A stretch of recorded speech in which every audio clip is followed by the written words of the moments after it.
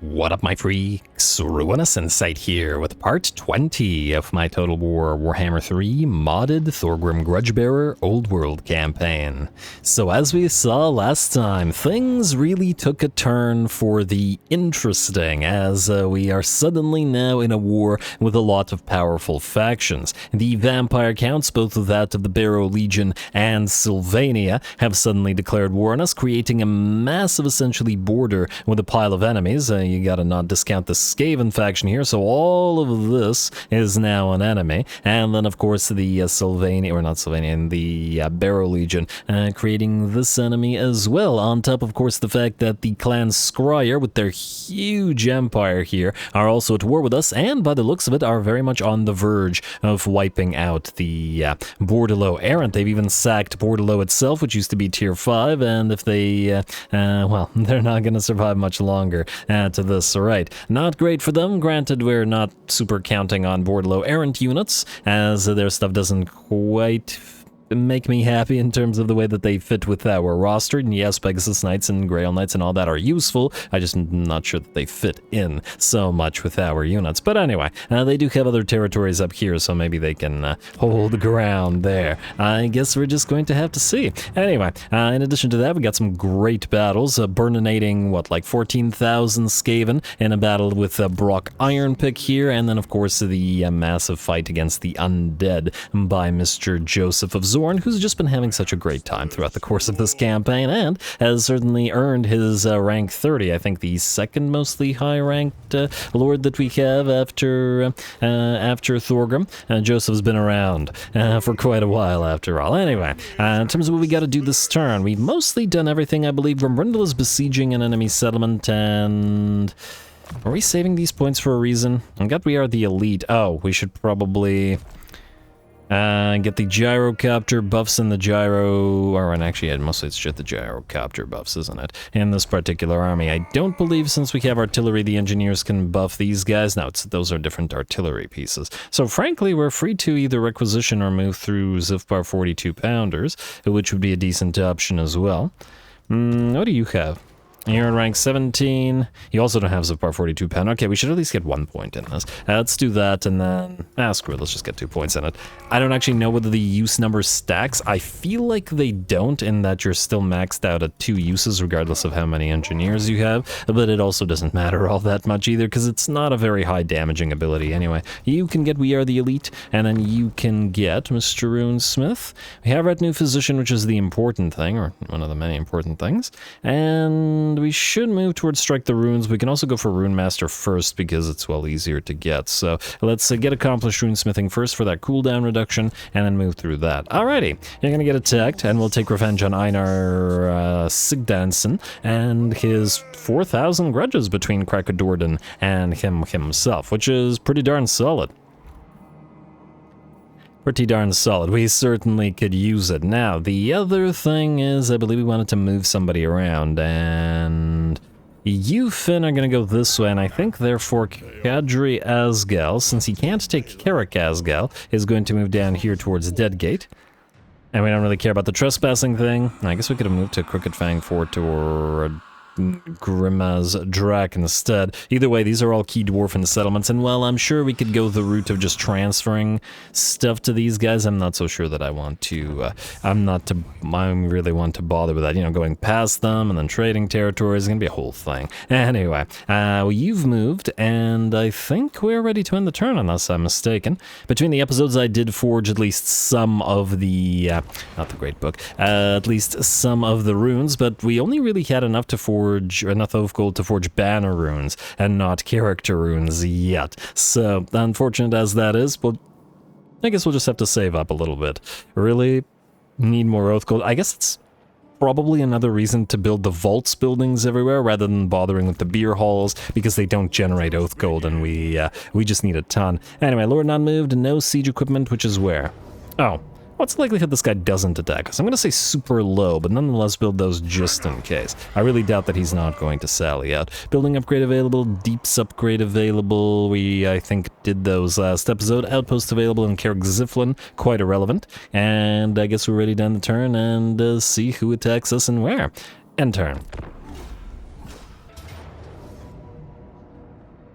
Alright, and it looks like the Steel Fist Reavers will indeed sally out, and despite the pretty darn solid quality level of the enemy army, and with all those monsters and stuff, the game is recognizing that that Grimbrindle's army is far stronger. Though I always do find it weird when it's close victory, but low casualties, and it seems to be a sort of disconnect to me. But anyway, this should be good, and we gotta take revenge for the raising of one of the settlements. Not one we invested in, mind you, but it's the principle of the thing, of course. We will quick save in case we are capable of actually destroying every single unit here, though I'd say probably not likely, as we'll have other units to deal with before we can move on towards them, but who knows. Give it a try. And either way, can't be having those constant crashes. Anyway, before we get started, engagement threshold remains at 300 likes and 50 comments for the hour-long, hour-adjacent, etc.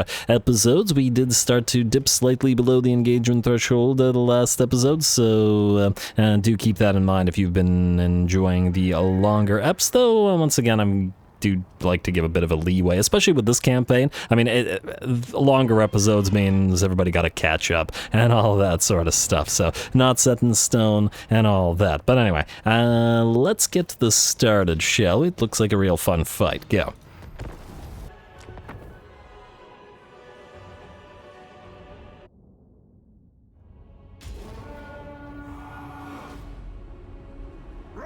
My northern king, let's hear about this. I promised Grimnir there'd be a mighty tally, and I ain't one for breaking such an oath. So come on, let's have 'em! Alrighty, here we go. Should be a pretty fun fight, though, since the AI is not have a lot of balance of power. The AI predicts this is vastly in our favor. We'll give the AI a good old sporting chance. How are we going to do that? Rather than staying all the way back as we usually do, all the way as far away as we can to harass the enemy army on the approach, we're going to approach them instead, and in fact allow them to get within range of our torpedoes long before we start firing. Now, that should allow at least half of their line to reach us while we obliterate the rest. However, a few of the enemy flyers are still going to get obliterated here, namely the enemy Exalted Hero, followed by the enemy Manticore, which has admittedly closed range with our Grudge Settler units. Gyrocopters. And, ooh, what the heck was that? Looks like the charge of the units of Dragon Ogre saw them get heavily damaged and then have a sudden unit of Forsaken summoned upon them. I guess it's some kind of ability that I wasn't aware of. Neat. I wonder how the Dragon Ogres became Forsaken. Not even spawn, just Forsaken. But anyway, see, with that, the rest of the enemy line does manage to reach us. Forsaken and Trolls and Chaos Spawn, all those monstrous infantry charging forth. I am curious to see how all that extra melee defense of the Iron Drakes will allow them to stand against the enemy monsters. Though, with Grimbrindle knows no fear, has no fear up and running, we have a plus 25 melee attack on them, so we got 6374 melee attack and defense stats on Iron Drakes, which is pretty insane for a non-hybrid, pure-range unit. Granted, they still suffer the issue of being very low in terms of their HP, but, well, won't matter too much. Looks like we have a unit of enemy aspiring champions who, rather than actually move towards our front line, actually decided to loop around on our left flank and charge our Trollhammer torpedoes. Unfortunately for them, all that does is leave them open without the protection of the meat shields of the other units, and thus gets them brought down by the Trollhammers in the back line. Still, there are plenty of enemy units still in the fight, and we're getting some point-blank shots into them with our Iron Drakes with flamethrowers. Trolls, Chaos Spawn, Forsaken still in the fight, but slowly starting to dwindle as the balance of power shifts to about 85% in our favor. Alright, it looks like it's going to be a rather short battle, this one, as the main enemy charge is what will decide the battle. And while Grumbrindle's army rather isn't quite to the same degree of being a fast, killy army as perhaps some other armies are, it is still quite fast in terms of the sheer amount of Alpha Strike damage and that it is able to dish out. And speaking of, the damage has been dealt and the enemy army decides to shatter, and the battle is ours. We can still see a fairly decent bit of damage, including on the Grand Sappers here, our unit of Iron Drakes, or our unit of Iron Breakers rather, though I do wonder how much of the damage came from the enemy and how much of the damage came from friendly fire from those troll hammers. The big issue, of course, with allowing the enemy units to close the distance like this is our own troll hammers are going to be pretty darn dangerous to our own units. And unlike what we were able to do in the Chaos Dwarfs campaign, where we were able to cast fire resistance on our own units to essentially prevent our own torpedoes from killing them, as in from killing our own units, can't really seem to do that or anything like it. And with the dwarfs, maybe another couple of missile resistance aura items or something like that would help out. Certainly have to think about it. Anyway, a really nice fight.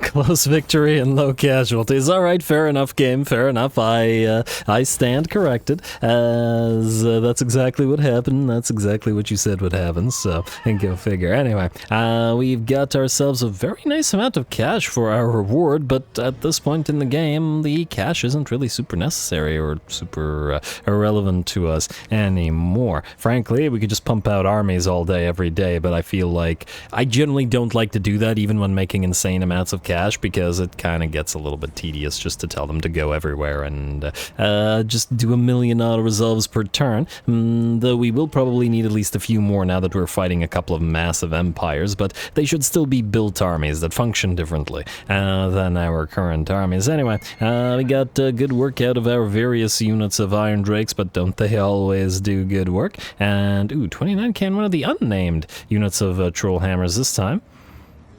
And, okay, I guess both of these guys are named, though it looks like Diplomacy did a lot more diplomatizing than the Valkyries by a fair margin in terms of damage. Well done to either one, nonetheless, or both of them, nonetheless. Anyway, 58 Oath Gold versus Healing. We'll probably want to, well, we'll want to auto-resolve this anyway. Who knows, what if there's another army nearby? I just can't say no to 4.6k gold, even if we don't need it, though, so no.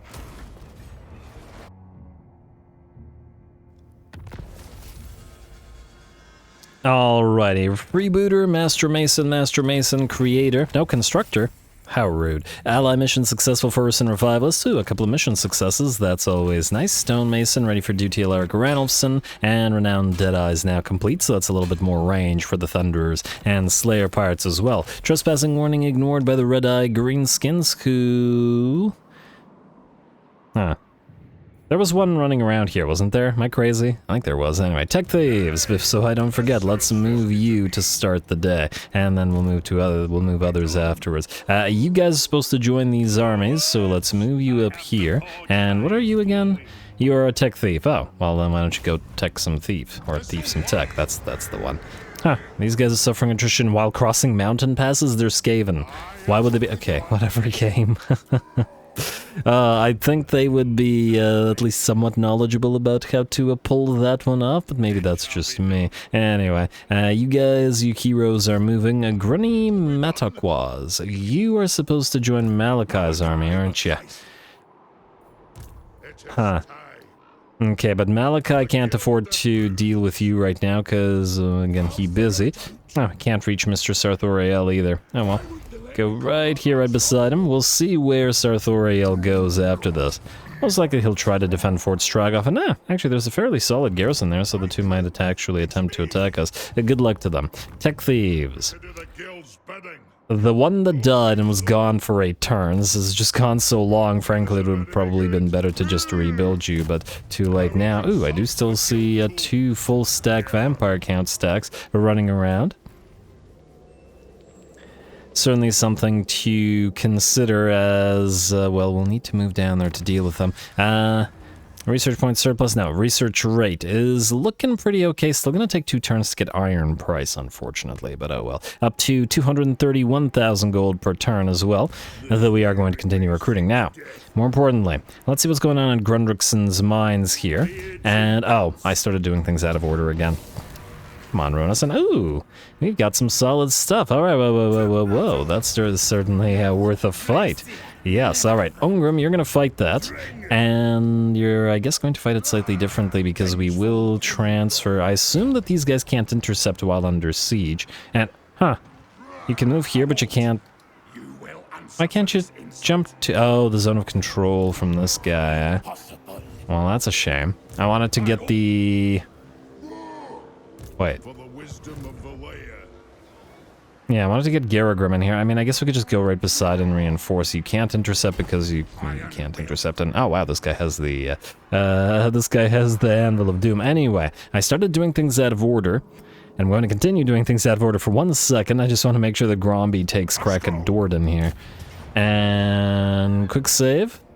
We don't talk about Krakadordan. Anyway, let us auto resolve and let's see what happens. Crash-wise, I mean. Yeah, it's a crash. Alright, could have seen that coming, should have seen that coming, did see it coming. Be right back. Alright, and that's why we quick save. Auto-resolve again, and this time should work as, well, experience suggests that it will. There we go. Free Biting Blade, not that much. Those magma caverns ain't doing it for us as yet, although hopefully we can build more. Anyway, now, oh man, these guys have a lot of territory. Although I suppose there is the benefit that we can trade these to Boris, as you guys pointed out, for the territories that we need in Norska, and ideally, just generally speaking, for the mountainous territories, and hello. Rogue armies, man. Rogue armies are annoying in the regular game, but in Old World, with the distances that you have to consider, probably doubly so. Anyway, you please chase down Mr. Banning here. Ready access. Banning? That's like a weird name for a Skaven, doesn't it? Out of resolve. And take the tiny amount of nothing. Yep, okay, tiny amount of nothing it is. Clan Rickeg destroyed, there we go. And while we're here, let's also build up the Irkul. Everything's free where Thorgrim's army is, so may as well do so. And what else do we want to build at Nagashazar? We can't do the Great Halls, but we can do the Trading Depot, and I guess we'll do the Scrat Mine as well. Go for the Scrat Mine. Frankly, we probably don't care as much about the money generation anymore, but it's the principle of the thing. And again, Dowie and all that. Anyway, I would like you, Mr. Thorgrim, to actually not go to Magracon, to go right here. Because, first of all, you're going to go here. Because I would like you to not catch the plague, if at all possible. I gotta remember that it's a Skaven plague, so the annoyance is considerable. Anyway, finally, we brought the Everguard with shields and the High King's Justicars, one named, one not, I guess, and Dwarf Force 1, okay, 2 named, 1 not, to this force, and, oh. I wish I remembered which of the runesmiths is supposed to leave. I wanna say it's Thorgrim Clanbreaker, but I could be wrong. Let's find out. Alright, Thorgrim Clanbreaker, you are the one with sharp, damn it. Okay, yeah, he was the other guy. And now you can't move? Oh, actually you can. Trade. That worked? What? Yeah, this is the guy with the Zaki and the magic item drop chance for battle. Don't get me wrong, it's fantastic, but I'd rather have the sharpened weapons and to make those hammers hit all the harder. And there we go with that. Thorgrim's army is at last complete, not at maximum rank as yet, but yeah, 2 Everguards with shields, 2 Grudge Settler hammers, 2 Everguard hammers, the Regiment of Renown hammers, 3 Gyro bombers led by the Skyhammer squadron, 2 gyrocopters with troll hammers, and Thorgrim's Thundercloud, plus all of the million heroes that we have as well. Not taking the rest of them out. I like everybody else in here. Lovely. The only other thing to do here is to get the character runes and to get the banner runes, and then apply as much of them as we can, plus the items for a ton more aura stacking. I want every single unit in this army with like 100 melee attack and 100 melee defense and just beat absolute insanity. Anyway, Joseph Zorn. You, sir. I guess you're gonna take out the ghoul wastes next. Let's waste those ghouls. Let us settle this. And what do we have in terms of defenses here? Close victory, medium casualties, eh? Alright, fair enough. I mean, we are damaged, and we had some fun fighting the previous iteration of this army. I might just do this manually because, frankly, I don't think they have any kind of chance, but who knows. Anyway, we'll deal with that in a second, assuming that I don't forget to deal with it. A rear guard, Snorri Morgrimmel. Yes, keep on moving those units of Slayers. They need to be delivered. Should be delivery man, Snorri. Grimly Coral Seeker. Okay, so you're healing up. But I don't think you're so damaged that you can't take a couple of these basic little territories here. So we'll move you to Taldersfjord Port, I guess immediately. And let's hope that you're not sufficiently damaged to... You're not so damaged that you can't auto-resolve it. You're not so damaged that you can't fight, but you should... Okay, that seems fine. Okay, auto-resolve after the quick save. After the quick save, go. Occupy. Right, no crashes this time. I wonder if there's a pattern to it, and whether we can predict the pattern. Because after you reload, it seems the next few work... Oh, I wonder if it has to do with an end turn. Huh. Okay, next time we end the turn, and then we'll check the first settlement that we take after the ending the turn. That might inform us as to what's going on. Potentially, possibly, maybe. Anyway, Finn Arkan Dreskelson, you're still waiting for another engineer, and I would like to actually check the engineers. What do we have here? Another Metal Slinger. What do you have again? Metal Slinger. Yeah, that's the one we'll put in your army. We'll get you going at... so I should giggle at Gusher Mines here. But frankly, we could get you going anywhere. Anyway, and then you can move up here and get ready to hit Karak-Asgal. Certainly can't have these guys occupying a important territory like this. You guys all await, get ready for fighting. And besides, we haven't fought Tomb Kings yet, and it's unfortunate to attack a faction that doesn't hate us, but at the same time, they're occupying dwarven holds, and they are undead, and I don't feel like the dwarves would just let them sit there, you know what I mean? Also, you can switch out of Alea's Will, I think, and pop into Mining Camp now. We should also, well, okay, yeah, we'll do the buildings, but we'll do them in order. Thorak Ironbrow, you were gonna wait the turn before taking Grungut's Monolith with a quick little auto-resolve. We don't really need the territory, but we'll be transferring it to our Cathan allies shortly. Decisive, yeah, this is not worth our time. Assuming, of course, that we don't immediately get attacked by a Kairos full stack, which is a distinct possibility, but, well, if it happens, Thorak. Good luck, sir. Alright, ally mission successful, and Stonemason. I also want to double check. You have Zaki, don't you? Yeah. These two have Karaki. I'm almost tempted to replace this guy, the one with... No, not this guy. Oh, right, actually, I do want to replace you with a Tromac guy, but anyway. Or actually with another engineer, rather. Tempted to replace the Zaki guy with another Karaki guy, because we've got +10, and then +10, and then whatever Thorak has, and then each of these give +6s, plus we got Thorak with Aldred's Casket of Sorcery, so that's a massive amount of miscast chance. Basically building an anti-Kairos stack here, which is kind of neat. Oh, we're gonna have to mill through these guys. Take out the Despises Urks guy. We all despise Urks anyway. Master Engineer, oh right, we checked this in. Oh right, I wish that Thorak did the same thing for Thanes that the other guys do for engineers and for I wish that Thorak did for runesmiths and that Ungrim did for dragon slayers, what Malachi does for master engineers, and what I want to say Thorgrim does for Thanes, basically allowing you to recruit them anywhere. It would be nice if each lord had a specific thing like that, kind of echoing. Kind of silly that they don't, in my opinion, but anyway, not a big deal. Ooh, what is a big deal, however, is that we won't be healing a lot here in Grungut's Monolith, and I assume we can't immediately transfer to these guys. No. Oh. And the lack of healing will mean we may actually... maybe I should have just fought that to reduce casualties. Alright, fun next time. Next time. Well, who's up next after Thorak? Guthrie Holdfast. I mean, technically you're not the one that's up next, but you're sort of up next. We need to move King Azrael down here, at least temporarily. Then... I guess you guys are gonna wait the next turn, then. Because you're going to be transferring some stuff to Azrael, and you're going to be transferring some stuff to Azrael. You're going to be fighting. But once we reach you in the order. So let's say that. Yes. Anyway, Brugard, you're stuck where you are. I will, however, check the... No dice. Allegiance with these guys, and... Oh, you know what? We need to do several things. Ally missions. Sarthoriel, sure. Urson Revivalist, Vomik, sure. Golden Order. Giblet Naxotas is... Huh, wait. Ooh. There seems to be a full stack of bloody hands here. I like it. I like it a lot.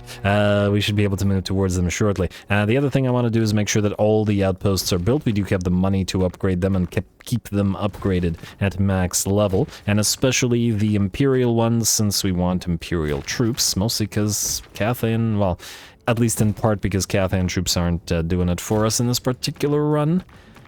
By virtue of the fact that they don't have access to the troops that we want from them.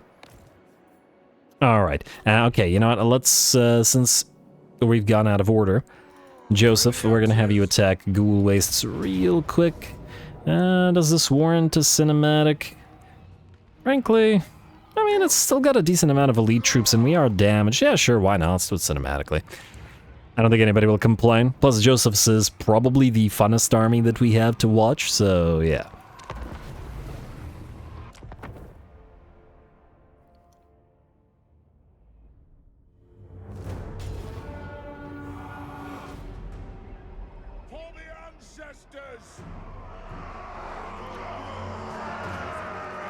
Alrighty, here we go, another fight against the undead in the dark and in these sort of balefire marshes, which is the most appropriate location to fight the undead. Always, I love these little fights, little sunken wagons and houses all over the place. It's a tiny house, more like a shack, I guess, compared to the size of the units.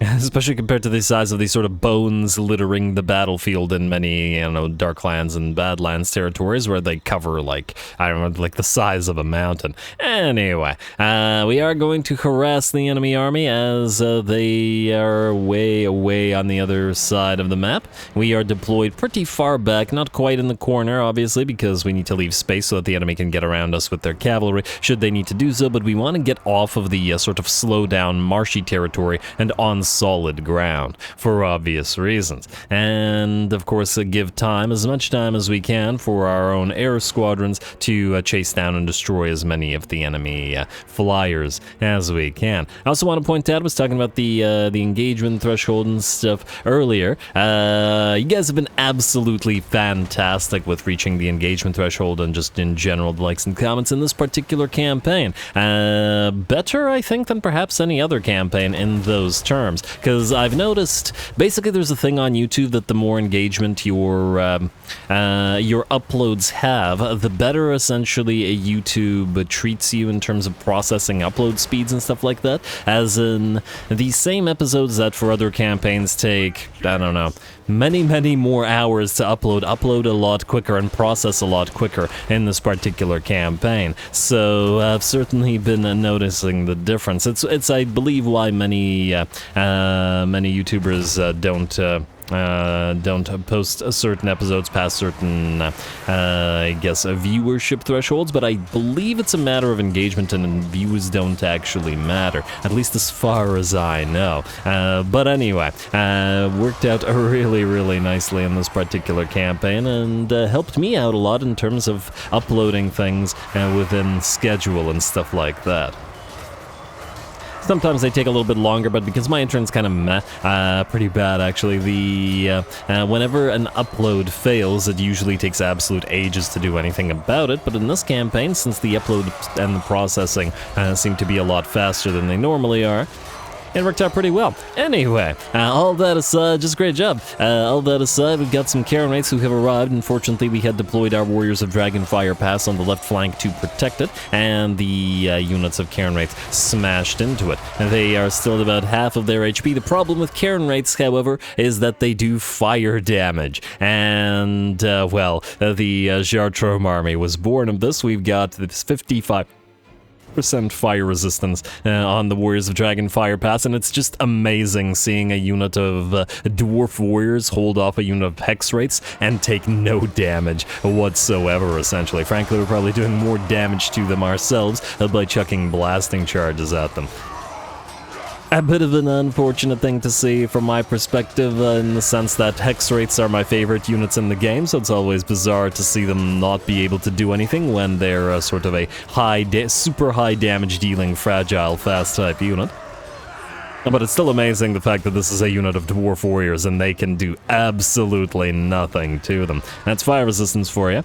You gotta get the immunity reductions or resistance reductions in order to do damage like that, like we've got in our army. We have 3 or 4 different types of stacking fire resistance. Anyway, last time this army fought, we had a bad position for our flame cannons, which were unable to do anything. This time, that is very much not the case, and the burnination has begun. The enemy is going to take a long time to cross towards us across those marshes. It does look like some of them are on solid ground, at least.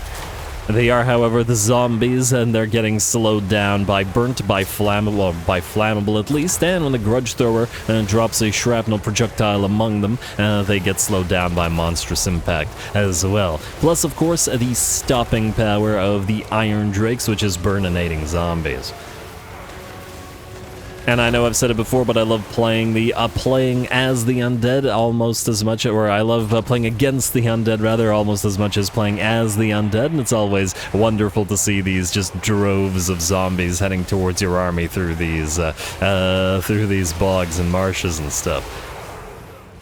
It's glorious. I would have loved to have like 4 stacks of nothing but zombies against this army until we essentially ran out of ammunition on all of our fire units. It'd have been pretty awesome. But look at all those flames move towards the enemy. I'm burning away the taint upon the world. And we got the Guildmaster firing as well. Not a crazy amount of damage, 10,860. That's considering that he's been able to fire for a while. It's always surprising how little damage it seems that range lords in general do, but he's not here to do damage, obviously. He's here to buff the army.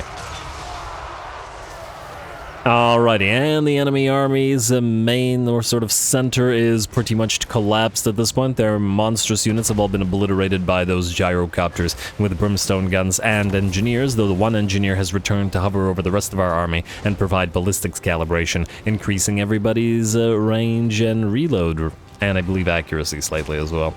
Yeah, plus 50 accuracy. Alright. And it looks like, the previous battle, the units of Thunderers with Drake Guns are not going to be able to do anything in this particular battle, since the enemy won't reach them. But that's fine. We'll certainly take it. Alrighty, and with that, it looks like the balance of power shifts fully in our favor, and long before most other than the Hex Wraiths units are able to reach us, the enemy army is going to begin to melt away. The battlefield is littered with the corpses returned to the grave and to sort of melt away into the bogs. Which makes sense because this faction is just about destroyed, and, well, we won't be seeing them again, whether on battlefield or off. And it does look like some of the zombies will be able to reach us over on the left flank, and we probably should have or could have turned some of our units to gun them down, but hey, I might as well let the Warriors of Dragonfire Pass continue to light up the darkness with those burning axes of theirs and kill off a few more zombies in melee. Especially after that fantastic job holding off those... okay, we're probably going to kill more of them with our brimstone guns than the enemy did, especially after they held off those Hex Wraiths. There we go, better fire into those other units. Yeah, it's really, once again, another situation where it's too bad you can't have more of this type of unit, like the weaker regiments of renown, let's say. I really got kind of, I don't know, addicted to the double regiment of renown use that you got to use in in not Elspeth's campaign, in Serena Catrin's campaign. I do believe there's a version of the Warband upgrade mod that allows you to upgrade into Regiments of Renown as well, but I don't know, I kind of hesitate to do it, mostly because I feel like then it would take out the sort of reason to play Serena Catrin, but certainly for some of the Regiments of Renown it would be cool to have two versions of it in the same army rather than one. And like I said, especially for the weaker Regiments of Renown, like the Skyhammer Squadron bombers are obviously insane, but they're tier 5 Regiments of Renown. These guys are dwarf warriors, and other than for niche uses, they're not going to allow you to have a super overpowered army or anything like that. They just look really cool lighting up the darkness, especially fighting the dead with those burning axes of theirs. Anyway, another lovely, lovely fight. And it's always fun to burninate the dead.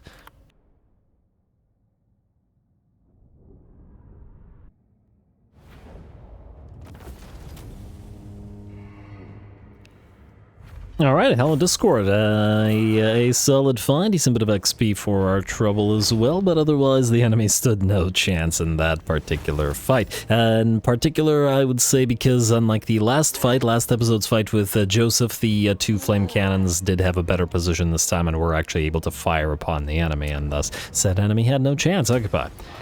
Alright, and an Armor of Destiny as well, very nice, another Dwarf Bride, there, okay, we just saw that helm of Discord, and we can immediately upgrade that Fortress of Warag to a Great Hold, tier 5. I think we'll actually get rid of the Drinking Hall, as I was saying, and replace it with a nice, probably don't need the Mustering Hall here either. We'll replace it with a nice Vaults for the additional Oath Gold, because you gotta use it. Anyway, Scrap Mine for you, and Ghoul Wastes.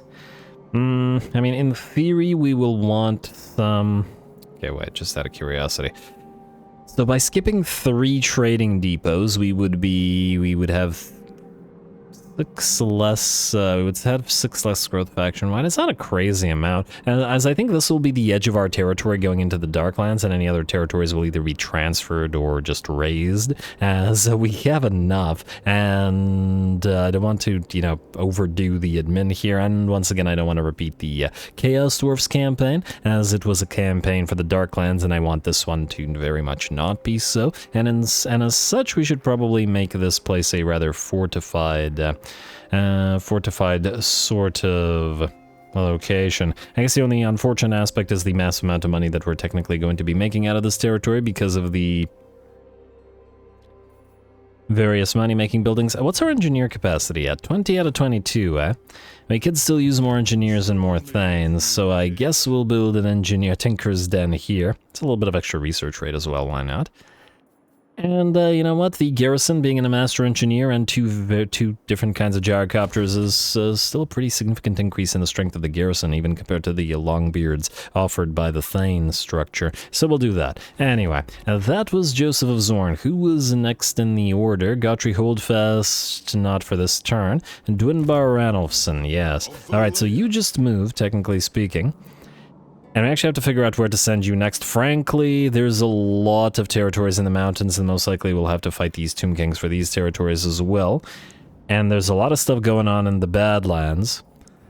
For now, we're not fighting Imric, and I'm not sure we will bother fighting him. The main thing that makes me wonder whether well, makes me not want to fight the elves is Lothern Skycutters. They are such a fun unit, and they work fantastically well with the thunder barges for a big ol' air force. The main thing that's wrong with that is because they're, you know, filthy Elgi, and we do have to not kill them all. I'll think about it.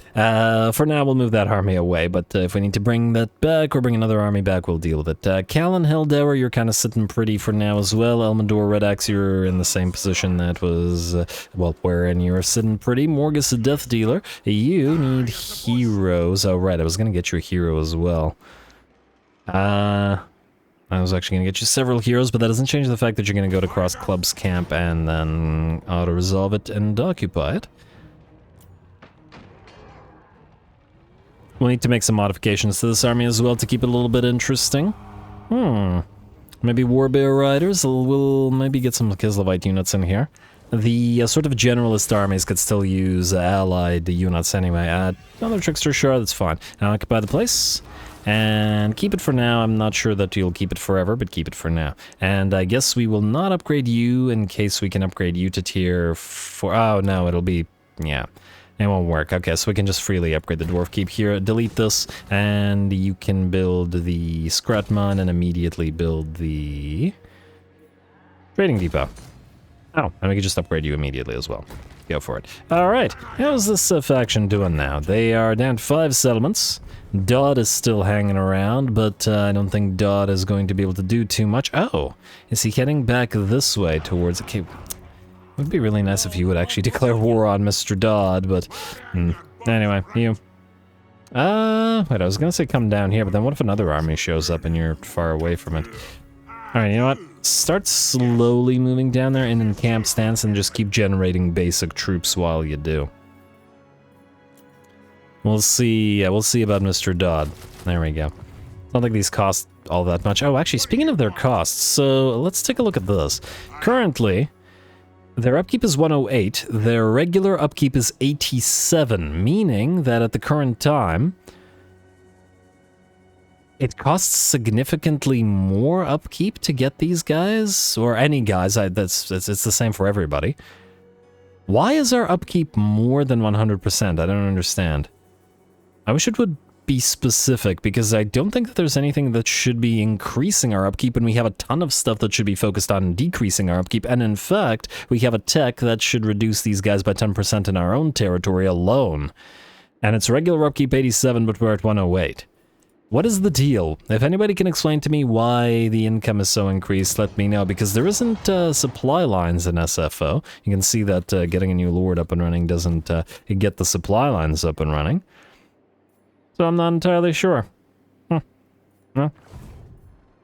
But yeah, if anybody knows, please let me know as well. Anyway, Gotri hold fast, Brugard, we checked all y'all. We are going to go next to Callan Helldower, Elmador Red Axe, we just did check as well.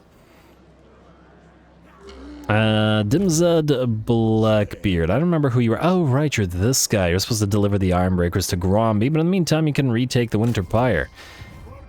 And we'll do the buildings afterwards as well. Oh, I built a construction market here? Why did I do that? Probably no need for it. Colonize? Oh, I didn't quick save it? Okay. That would have been concerning. Oh, actually, I do know why I built that, because it's Kraka Ravensfok, isn't it? Huh, look at all that, well... upgrade the Dwarf Outpost immediately, and the Winter Pyre. Yeah, capturing these territories at tier 1 doesn't really do too much for us, I will admit. But anyway, that was Dimzad Blackbeard. Ooh, we need to find in the list again. There he is. Alright, Stachel Gundrickson, you... oh, I guess it's all of you guys, huh? Ha! They went into the woods. Go figure. Alright, so all of these guys technically have to move. We also need to move towards attacking the ogres here, huh? We might actually be moving with 2 armies towards Bugman's Brewery. Though somehow I doubt that they'll be able to handle them. As in, handle Bugman's. Anyway, Brock Ironpick, is Kazid Grimaz the last territory of this particular Skaven faction? Let's find out. And what we got in here? Not too much. We can... oh, the miner will die. Oh, come on, game. Alright. Besiege it for a turn, I guess, unless the other little army can move in and help you out. Just to speed this up, otherwise we'll just fight it manually. And just to not waste the turn, I think, and... I think there's no way that you're reaching this place, is there? Don't look like it, unfortunately. What we could do is we could try to move you in and see whether you can defend against the onslaught of ogres with the current type of army that you have. Your main issue is that you have basically no melee troops, and would thus have a very difficult time of it. And we'd get attacked simultaneously by this stack, plus wherever their main stack is, which we can't see right now, meaning they're probably in ambush stance. And it's not like you have red line buffs to buff anybody. Now you could pump Axe Lord, or actually Thunderer would probably be better, all things considered. Let's pump Thunderer then. Yeah, it's not a lot of damage, but you're using a lot of missile troops, though I don't like your trait. We can always reset you later on. Anyway, I'm gonna have to think about that. You, Brock Ironpick, keep besieging, and we'll just leave that for now. We could get ready to move Stachel into Gristle Valley to reinforce, assuming... Yeah, this is all undead. We're not at war with these guys as yet. What the heck is this? Oh! Huh. He's moving through... Interesting. He's going for Elemento. You know, he can have it. I don't really care. Especially if we don't bother going for this particular place. Let him have it. Even if it is a mountain territory. And even if it is a really cool settlement. It's also not a big enough deal for us to care about. Yeah, so if you take it, you take it. Now... We can't advance towards the undead yet because they've got 1 billion armies in one place, and as soon as we move, they'll move as well. So I think we'll actually move you for now here. Get ready to move you towards Gristle Valley. You were so close to being able to move to Khazad Grimaz, but anyway. Let's see, is that the end of these guys? Okay, let's just click and try to figure out who's who. I don't know their names. Kadri Asgal, you are... Wait. Okay, that's this turn. Belagar. Oh, right, Belagar. Yes, we definitely need to move you towards Aldium and soon to Bergvar. I guess you're just going to move a normal stance towards Aldium. Let's see if it's defended. Well, we did knock out these guys' main stack, so it looks like even if it is defended, it's defended poorly. Okay. Who other than Belagar down here needs to move? Not Brock. Ungrim, yes, definitely needs to move. So I guess it's Ungrim time. Ungrim, you're gonna fight this because it looks like a pretty fun fight. Let's give you... I mean, I was saying that we're gonna get Unliving Antagonist because we are going to be fighting the Vampire Count, so I guess we'll get that. Man, it's a lot of points to invest in that, poor Ungrim. We'll also probably want to get Rune of Grimnir for him, if nothing else, just for the mass. Although Obstinacy would probably be decent as well. What's the... Are these guys vigorous? They have Journey's End upgraded, Glorious Charge, Slayer. No, they have nothing that helps their vigor by the looks of it, so it's certainly a decent option. It'll be a while before they're rank 7 though, so we can't, well, can't take any advantage out of any of the red line buffs for them as yet. Alright, fine, I guess we're gonna move through Obstinacy first. Like so. Might as well upgrade these guys. Hardened Armor, and let's get We Are the Elite, just so that it's maxed out. Oh! You don't have Rune of Wrath and Ruin, eh? Well, whatever, too late. Let's do that. Dragon Slayer. Not sure we're keeping these guys in this army either, because we'll have the 2 legendary hero. The legendary hero Dragon Slayers. You can get Dragon's Bane for that. Access to Colossal Strike. You, Snorri. I guess we'll move towards against the odds. Minus 50% speed, but a huge increase in your melee defense. Plus 50.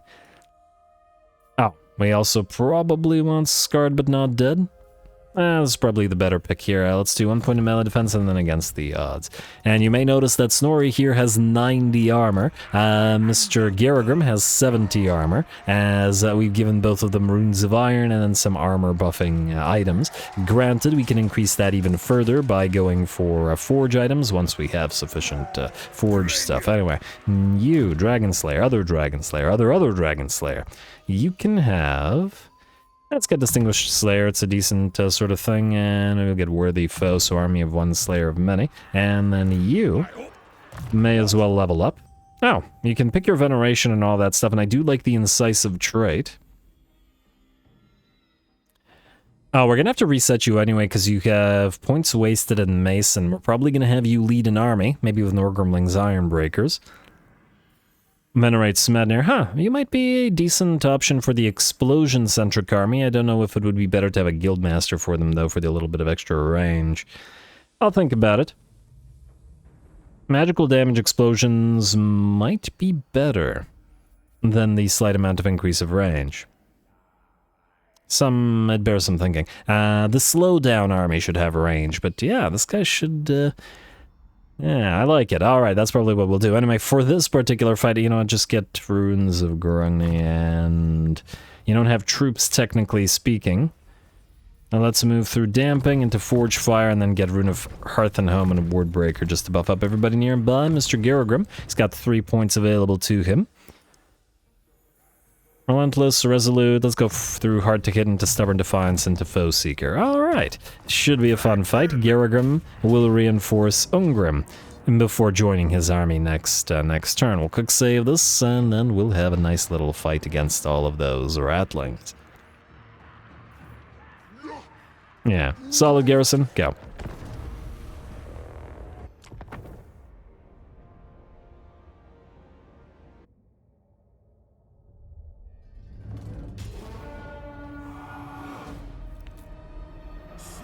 warriors. I hear your howls of longing, desperate to be about this. So go, bring me victory. Bring me death.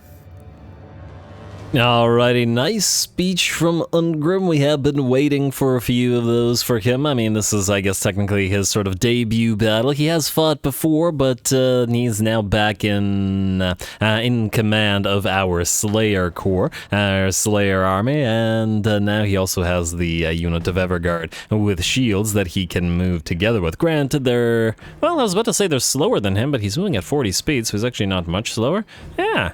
That's actually perfect. Alright, I guess the armor is slowing him down a little bit compared to the rest of the Slayers, so that actually works quite nicely. Plus, he has a cape or a cloak, and so do the Everguard, and the rest of the Slayers do not, but yeah, this is going to be his sort of main force of the Dragon Slayers moving together with the rest of the units. Anyway, big old pile of rats arrayed against us, and we send the units of the Doomseekers, which are Vanguard deployable, towards them directly. I mean, and maybe a big old pile of rats, but at the same time, now that Ungrim is at the head of the army once more, and like with the previous battle, that means that the Slayers can't die until they hit below 50% of their HP.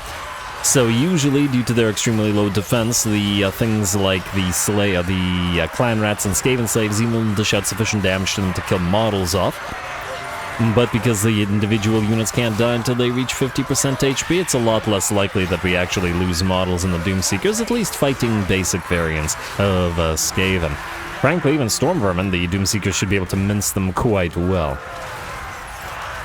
They're pretty good at that sort of thing, after all. Check out their stats briefly. Brotherhood of Grimnir, a 99 melee attack with Maim on them, and a 62 melee defense, which is actually pretty solid as well, plus 138 weapon strength and armor piercing at that. Pretty darn decent. Actually quite high for a unit that has 40 models in the unit at 138 attack, which does make sense. I mean, it's a Slayer unit and generally speaking pretty darn fragile, but here, oh well. That fragility isn't really helping the enemy all that much, and we're gonna spin to win and mince more enemies. They're already up at 254 kills before the rest of the army reaches the enemy. And speaking of, it looks like we have finally arrived. Ungrim and his Everguard, as well as the Giant Slayers, wading into the center of the enemy line. Alright, and King Azrael has a unit of Everguard as well, and we'll have to think about who else gets a unit of Everguard. Once again, I think Belegar likes his non-Everguard unit, his Ironbreaker unit, just because they have the mines, or the blasting charges, because if he continues to use miners, they make sense with him. And frankly, the same thing is true of Grimbrindle. And frankly, neither of them really need Everguard. I was kind of thinking about putting a single Everguard unit with every single one of the Legendary Lords. I might still give Thorek one, though. He does have a unit of Ironbreakers on the one hand, and the other hand, does he really need them? And those blasting charges, are they not a little bit too fancy, a little bit too technological compared to the Quarrelers and the Grudge Throwers, which are going to be much more ancient sort of weapons for the Dwarfs? Anyway, bounce of power at about 70% in our favor. The enemy are being overrun by our Slayers, and I believe we haven't lost a single one as yet. The Doomseekers are starting to drop close towards 50% HP, however, and thereafter will probably start to take losses. Enemy Assassin here has been defeated. Stormvermin have been defeated. Enemy Artillery crew are silent, although we haven't quite broken through to the enemy Lord quite yet. Now we're working on it. Over on the left flank, the leftmost flank, I should say, Snorri Nosebiter is working on those rats, having taken a little bit of damage, but he's got plenty of armor now at 81, actually 90 or whatever it is, but lowered by tiredness and whatnot. Probably give them some runes of stop being tired. The Slayer, Lord, and Heroes, I mean. Well, I guess Ungrim will get perfect vigor, so it won't matter. Anyway, left flank appears to be overrun, similar to the right. Garagrim has arrived on the battlefield, and so has one of the Froststorms, though it looks like we're not going to need the help. Ungrim is going to head towards the enemy Grey Seer, who's sort of been hanging around in the woods in the center of the enemy. And Garagrim is moving towards him as well. Finally, ready to reinforce and join Dad on the hunt for more Skaven. Alright, and in fact, he looks like he's cheering Papa on. Are you winning, Dad? Alrighty, looks like the Gracier of Plague, I should say, is attempting to escape Ungrim, but as it tries to run, it just encounters more Slayers, so I'm not sure that it's going to be able to go anywhere. Alrighty, and there he is. Garagrim has arrived to join Ungrim, and the two lay into the Grey Seer together. A little father-son bonding time as they bring him down at last. And with that, the balance of power shifts fully in our favor as the enemy army sees the representative of the Horned Rat be brought low and shatters and breaks. Lovely. A nice little fight. Very, very minimal losses, I believe. A couple of the units just reached below 50% HP, though as to whether they actually took any losses, well, let's find out.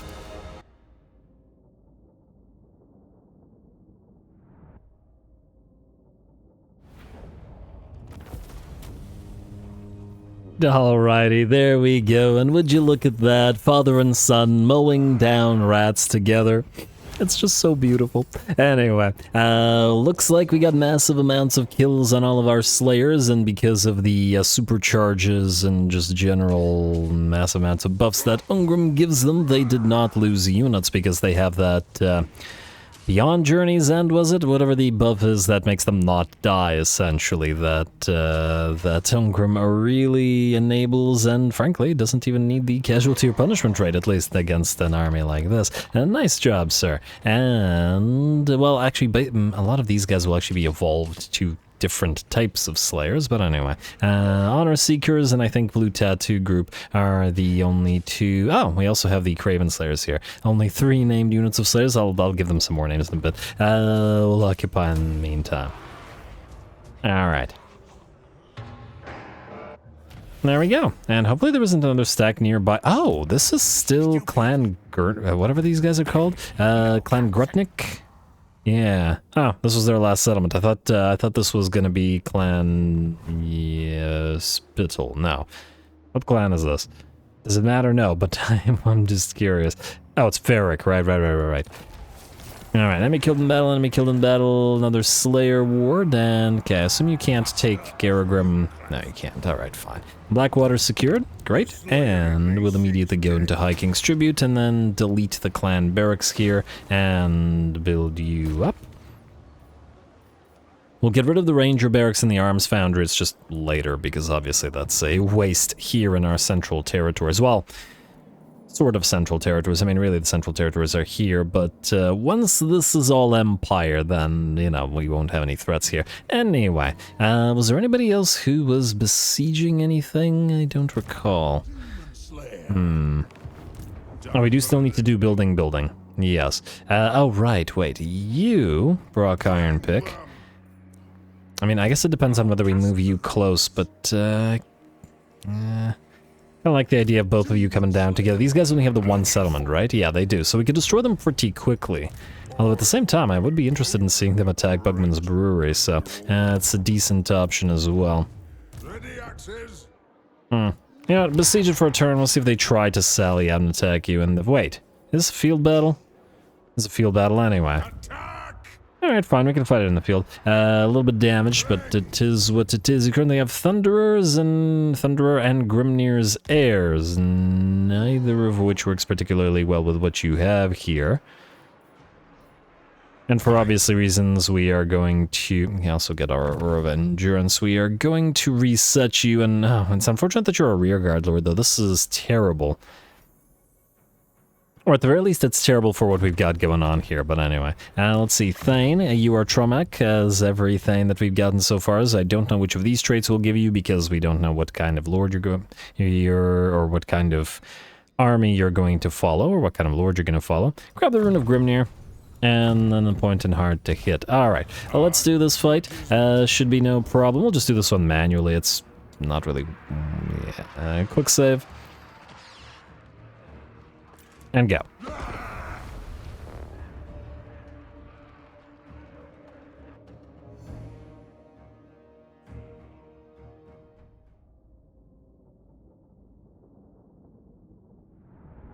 All right, we're doing this one manually. I went quiet as if doing a cinematic, but you know, it's a minor enough garrison where we'd normally be auto-resolving, but since this is a confederated army with just a bunch of random troops, the sort of composition is poor, and thus the auto-resolve probably doesn't like them very much. Anyway, we'll get you guys moving here. This little bit of impassable terrain, I take it, meaning we can make some good use of it. We will pop you guys in like so. Slightly on a hill, like so. And these guys behind them. In fact, wait, we need to back off the artillery very, very slightly, like so, or else they won't be able to fire over the other units. Oh, but that'll take them just slightly out of range of the enemy artillery. Alright, or of the enemy, generally speaking, the enemy faction, the enemy army, the enemy whatever. Let's move you guys slightly, then modify that like so. Don't skirmish mode, obviously. You guys are going to protect the flanks, like so. You are going to move forward, and we'll put the arm breakers directly behind you, so that if the enemy manages to close the distance, we'll just charge you forth. Like so, like so. Okay, these guys actually need to be in a line, because the units of Iron Drakes, not Iron Breakers, that's the one, have a bad habit of burninating their own friends. Just a habit sometimes you get. Alrighty, there we go. There's a unit of wolf rats that's gonna come in. You know what, let's set you up like this. Instead, I turned off the skirmish mode, and I believe that's all we gotta do. Alright, so start battle, and just gonna speed this up a little bit while the enemy moves towards us a teensy bit. Then we're going to take all of you guys, turn on guard mode, but for now switch to those rat ogres, 2 of you, and then the other 2 switch to the enemy warlord. And the grudge throwers will be switching to the enemy plague claw catapults in a little bit, but let's snipe some of those guys first. Speed it up again, and turn on guard mode, and then target those plague claws, please. Alright, now we can just more or less sit and watch it for at least a little bit. Oh, I like the view here. This is actually a fairly nice battlefield. Maybe I should have done it as a full cinematic instead just for this, but oh well. Not a big deal. Where are those wolf rats, incidentally? Alright, there we go, and right around here, you guys reposition yourselves slightly, and just hope that the wolf rats don't charge our... We're gonna try to charge you in the back? Mayhaps. Alrighty, the enemy lord has nearly been sniped, taking a lot of effort to bring down that, that plague claw catapult. That might actually turn you 2 bolt throwers to fire upon it. You guys can keep going after the rat ogres. Are you guys trying to get around us? They may or may not be. Okay, you know what? I don't like that. You guys move here. I would like you to intercept those guys. Battle's nearly over anyway, so it doesn't really matter. And you guys go here. You guys are fine. Alright, I would like you to now turn like this and burninate the other guys. You Iron Breakers can move like this, and you 2 will proceed, or actually you 3. You, and you.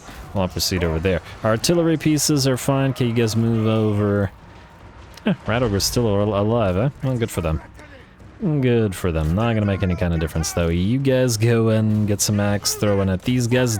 Don't bother with anything else. You reposition like so. And you reposition like so, taking a little bit of damage from the enemy artillery, but that's just fine. Burninating is working decently well. Oh, wow, that unit of Longbeards got crushed by those plague monks. That's kind of impressive. Might be at least in part because of the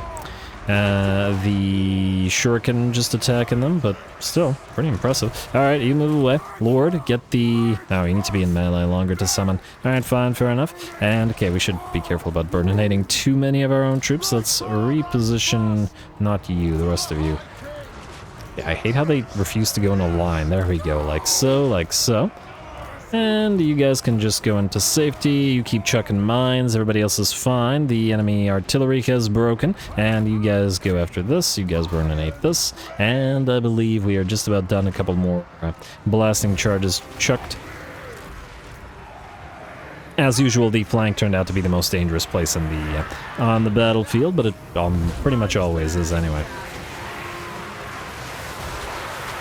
Alright, a couple more blasting charges. Longbeards continue backing off. We certainly don't want to lose the Grudge Settler units. Not that we're at real risk of having done so. And I believe that should be the battle. Oh, okay, we have the We have the Plague Monks still fighting. Not for long, you know what? In fact, you guys move away and let the range units take care of them, including that one last little rat. Alright, there we go. Alright, no problem. 26 losses, not over much. Probably more than we'd like, at least on that one unit of Longbeards, but otherwise nobody else even got damaged, which is pretty much exactly what we were expecting to happen in the fight.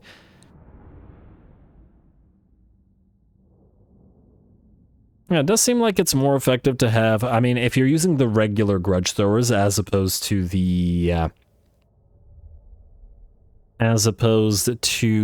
grudge settler grudge throwers, you're much better off using them to not attack the enemy artillery, because it seems like it takes too long for them to actually bring them down. At least as far as I can tell.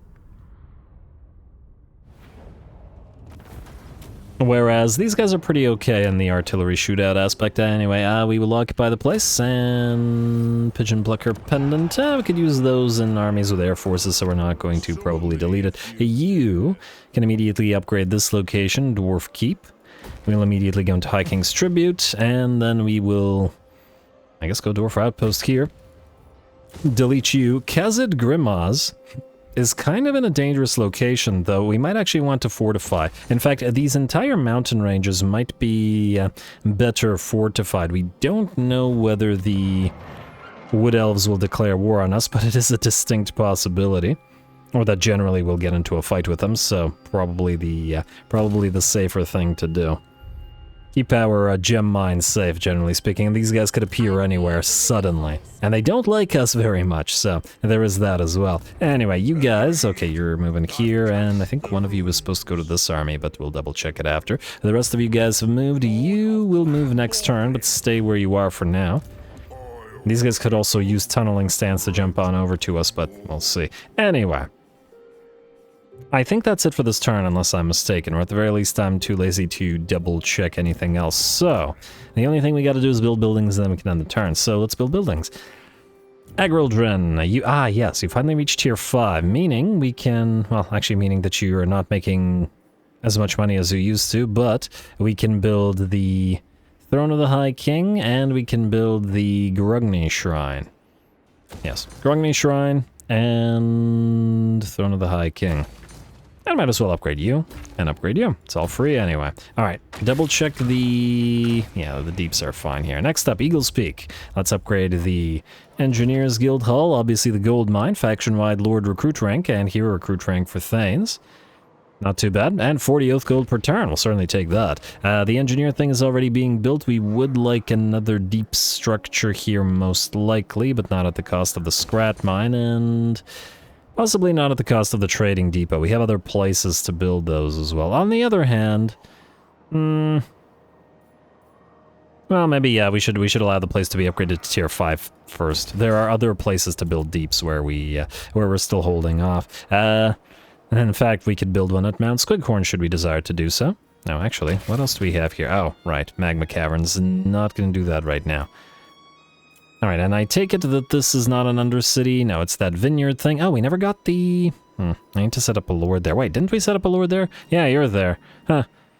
Never got the Dream Wine event.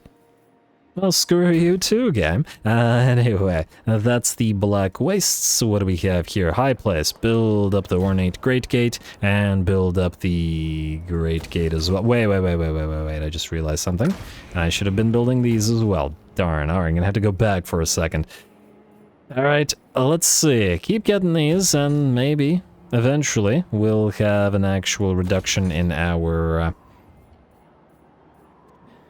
I haven't decided whether it's better to get the Underdeep trade routes or the Underdeep mines, so I'm just kind of alternating between the two. I haven't done the math. Anyway, new deeps here, so we need to upgrade it. So we will go for the ruined guild foundries, we will go for the ruined counting room, and then we will go for the... I don't remember which one I just did, but I think it was the other one. Anyway, and you're fine. Alrighty, on to Blasted Vale. Upgrade you, and then upgrade you, and then do the same thing. Ruined counting room, ruined guild foundries, and Underdeep trade routes. Good. East Death see. Okay, yeah, we can build another one of these great gates here. It's gonna take a while to upgrade the entire location anyway. Might as well. Like so, it's not like they cost an insane amount of money. At least compared to the kind of money that we're currently generating, so yeah. And that looks good to me. Shining Mountain. We have an upgrade of a construction market here, which we're keeping because this place will be generating tons of cash. Iron Peaks. We can double up on deeps. Oh, actually we can't because we only have enough... yeah, alright, fine. We can build 1 deeps. And there's nothing to be bothering with upgrading there, so that's you, Iron Peaks and Karaz-a-Karak. Black Blood Pass. Go for the Deep Grung. We are building the Stonebread Bakeries here, because we're trying to generate as much cash as possible out of Krakow-Ravensvak, and we will, however, still build the Trading Depot. And Blistering Peaks. You're up next. We cannot build the... yeah, we can't build the Great Gate here, but we can... okay, we also don't want to... or can't build anything there. Tower of Crack. Yes to the Irkul, yes to the Deep Grung, and Aazir Pass. We could do Great Gate here. It's a little bit more in a dangerous location than other places are, but it's still a fairly decent location to build it, I think. So yeah, just go for the Great Gate. Alrighty, and then the Tower of Crack we can do... I guess the Trading Depot. Go for the Trading Depot. Alright, West Mad Dog Pass. See you. Okay, we no longer have any decrees remaining, so we only will need to check you, and you're fine. Silver Tarn, I think you're fine as well. Yep. And Grom Ridge. You are not fine. We will upgrade you Grand Entrance Hall. Blizzard Peak, yes to the next tier, but no deeps. Grimfang, just deeps, and nothing to build there. Peak Pass, yes to the mine. Eventually yes to the deeps, but none here now. Shaded Way, Air Cool, Engineers, and Trading Warehouse. And what else do we need to build here? I guess the mine then. And then here, and yeah, okay, yeah, it's fine. We have 2 remaining. Frankly, the foundry might be better replaced by the runesmith building for additional oath gold, but if I need to change it later, I'll change it later. Timber mill, Gorl mine, and another Gorl mine here. And you, Lair of the Troll King. Well, yeah, it's a decent place to have the feast hall. Technically, once again, we can make use of the oath gold more here, but it is what it is. It's whatever. We were going to build another deeps here, so we'll do that later, but not now. Mountains of Hell. We'll upgrade you. And that was easy. And Nashrek Slayer, we'll start with upgrading you here. There are no deeps. Grim Kadrin, there is a deeps here, and a new one at that, so let's upgrade you immediately with everything we can build here. Both of the counting locations, or the Underdeep trade routes locations, are for the love of... hard to select the thing. Anyway, yeah, you're nowhere near tier 5, so just build this, and then the Gorl mine, and then the trade thing as well. Alright, looks good to me. Wolf Edge. Yes to the Gorl mine. Desolation of Nagash. We do have a relatively new deeps, so let's upgrade, And it's good. And we're nearly done with the building. Karak Gantuk. Oh, right, we're not building anything here because once we capture these, we'll be able to upgrade Karak to tier 5. So we're rating on that. Zufbar, you should be... and just build a scrat mine. I don't think there was a reason I didn't do that immediately. And if there was, I don't remember what it is. Ornate Great Gate. Oh, and these are also costing us some oath gold. But that also is what it is. Things tend to be what they are. Go figure. You, and then mine, or trade route 1. And trade route 2, and then if you're wondering why I keep leaving the last slot, is for eventual unstable magma caverns to get the faction-wide buffs. Magic item drop chance, character experience gain, that alone is super worth it. And then improves rarity of... oh, it actually does describe what this does. An item rarity when gained from post-battle loot is decided by a random roll of 100, with a score greater than 90 giving a rare item, a score greater than 60 giving an uncommon item, and for any other score the item is common. The effect adds 10 to the item's rarity score after the random roll and will stack for multiple instances of the effect, meaning we need 10 of these unstable magma caverns to always guarantee a random item on every find. Alright, we have, I believe, 2 currently. Not too bad. Alright, I just gotta remember to build the 8 and then stop, I guess. Although, again, the character experience gain will still you know, still prove useful. Mount Crag and Thunderhoof Camp, these places will need to be built up, but not super critical right now. Grizzure Mines, we're waiting. Svedora, you're being traded away. Okay, Iron Rock, yes, we want to get you up and running, so we'll do... Oh. There's a reason why I didn't build those. It's because we want to upgrade Aldium immediately to tier 5. Okay, fair enough, fair enough. Good job not screwing that one up past Ruinous. You impress me. Anyway, the trading depot there. And we'll ignore the rest. Ignoring this for... Actually, no reason to ignore it, just build it up. It is a red territory, but we might need to make it worth more to be traded. We'll also not collect the income there. Shaman Darak, you're being traded. Shardback Mountains. Golgrag's Monolith. Why is this like this? Oh, right, we're making this a military territory. Yeah, alright, fair enough. Why did I build the Gunsmith's Forge in here rather than something that gives us capacity? Whatever. Keep building it. It's all good. I don't know why we're venerating the ancestors here, though, just for the control, I guess. Alright, fine, keep venerating. Oh, it's for the corruption reduction. Alright, what about Fort Skehold? We can actually trade it away to these guys now. Okay, that will be worth our time, but we'll hold on to it now in case we need to sort of swap items or territories around. Gungrut's Monolith. Yeah, gonna trade it so we don't care about that. Karak... Kamaz, we actually do care about you, so we'll go for the trading warehouse, the various upgrades, all the various upgrades, like so. And then the last one, Dragon's Breath. You know what, let's at least build the watch rooms here, because this is going to be a fortified territory, essentially the edge of our realm here. Granted, though, we could go through the... Well, this is hills, not mountains. I was thinking go through this to sort of link up with the southern mountains of Morn, but again, these aren't mountains. Even this is a hill. Yeah. So just ignore it. I really don't want to deal with the yellow territories, that's for damn sure. Anyway, let's double check Diplo real quick, and then we can end the turn. And then we can test my theory about the turn endings and Road of the Dawn. Yeah, there's a little Kislevite faction up here. Ooh, but are they holding Dwarfen territories is the question. Maybe we could just trade it from them. Who's holding this, I wonder?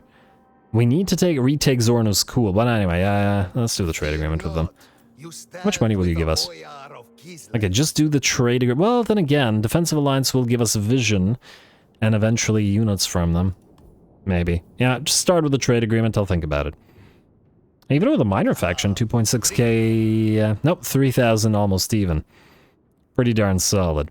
Alright, I think we can ignore the rest of them as I recall. The other thing I want to check whether there's any more missions and any more outposts, but it looks like there's not, meaning we can skip, and we can end the turn. I do believe we have one place where we're going to get attacked, but I don't remember where it was. I guess we'll find out. End turn.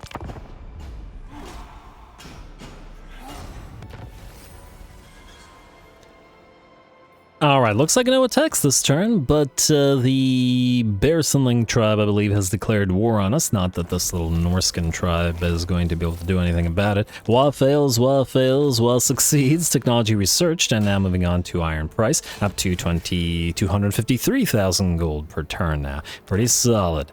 Alright, ooh. Now where are you guys going? With Vlad in tow as well. Ooh, that's gonna be fun for either King Hazriel or for Ungrim. Frankly, it's gonna be fun for everyone. Except maybe the undead, but anyway. Okay, we'll deal with this in a second. Tech Thief while I have you. Steal that tech. You're actually acting as a scout right now, which is quite nice and good for us. Anyway, I wanted to test the theory. And the theory that I wanted to test was this. If you, for example... Right. Can you join this army? You can, but only if we have somebody leave the army.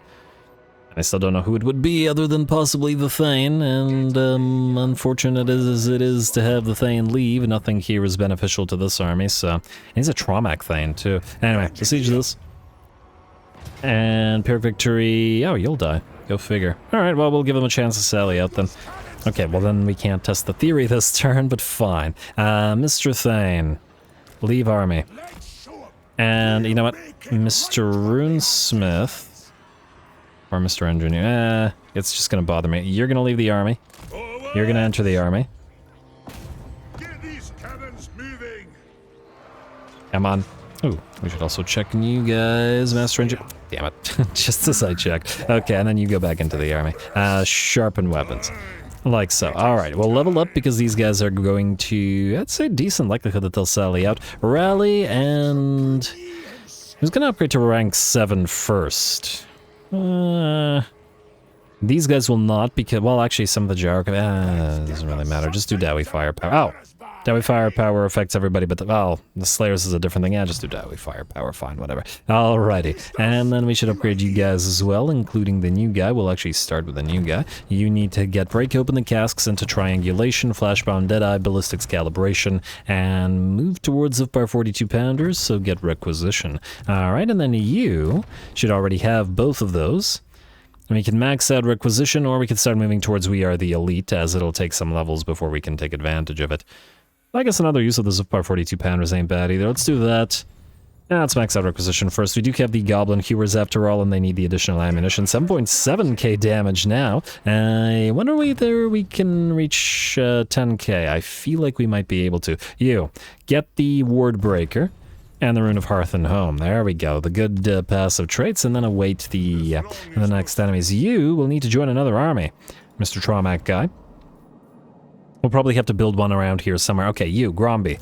Yeah, you see how I started doing things out of order again immediately? Anyway, go take Grung Dubek Zulf, which is a key dwarf settlement. All right, let's test the theory. Let's see if this crashes, because we did just end the turn. If this crashes, then my theory will have been proven correct. Auto-resolve. Occupy. No crash. My theory has not been proven correct. Okay. Well, that's theory 1. More where that came from. Anyway, you're going to go into Krakadorden for this particular turn. We'll grab those Iron Breakers for Gromby. Ooh, nice Obsidian Blade found, though. And Province West Giant Home Mountains now secured. Let's pop it into High Kings, whatever. And love the... love all the extra... growth and stuff. Anyway, Grimly, you are going to have to move but stay in our own territory. We actually have to send you back around, but only when Malachi can take your place up here. So keep advancing in the location or in the direction that Malachi was supposed to be advancing. Alright, now let's get back to doing things in order because I'm getting confused again. You need to move past Magrocon, and it looks like you can move further in tunneling stance, so just move in tunneling stance, I guess. And like so. And in Sour Bay, you won't pick up the Plague. Speaking of the Plague. Okay, you can't be Plagueinated. You got one more turn, so hopefully you disappear. Frickin' rats. And we got 3 turns in Magrocon. Decent chance, I would say, that it gets transferred, but it is what it is. You... Oh, right, we have to give this runesmith to somebody now. He's a solid runesmith with 30... with a level 30. Alright, you know what? Go this way. We'll find an army for... Okay, good. That's in Sour Bay. We'll find an army for you. You don't go into Magrocon. Stay here where you can't get the... can't get sick, basically. Huh, might actually go across the water and then land here. Go after the Misty Mountain. Yeah, that's probably the best way to do it. I like it. I like it a lot. Anyway, that was you. Joseph of Zorn. Keep doing good work, sir. We will fight the Thunder Guts just because I want to fight some ogres. Just for the well, not really for the principle, just because I think it'll be fun. Go to grab Fort Red Cloud and then move to Mawworm's Lair right after. I wonder how many more turns until you get your runesmith back. Oh, what the heck? It's full of Skaven. Clan Ricket. Who are you and why are you here? We have 4 territories belonging to you. Allied with Thunder Guts and Caravan of Blue Roses, and... Okay, yeah, it's pretty much inevitable that we get into a war with these guys. Yeah, kill them anyway. Declare war. Wait, are you at war with anybody interesting? Huh, interesting. Hag Grief is at war with all of these guys. Mm-hmm. We're probably not going to ally with Malice Darkblade. Don't call your allies to help, there's no need. And let's see if they join. Blue Roses and Thunder Guts both have refused, though, these poor little rats. They probably should have helped the rats out because they would have had a bigger chance due to the fact that Joseph of Zorn is alone in the Darklands. Who else better to brave the fires than the Jartrom clan? Auto-resolve and occupy. Alright, New Strigos is now ours. Not that we were ever looking to get it, but, you know. And we should also upgrade everything here. Start with the Tower of the Bloody Tooth, follow with Fort Red Cloud. Delete this for now, though we are still making this a fortified province. Ghoul Wastes. Yeah, we'll build the military structure here, a defensive structure here, and then defensive structure here as well. Alright, that's how we're gonna do it. Fortress of Orag. You will need a gate structure, and I guess we're going for the Karaz Ankor as well. And, oh, you already had the trading warehouse, and, well, we're not deleting the trading warehouse, that's just a waste.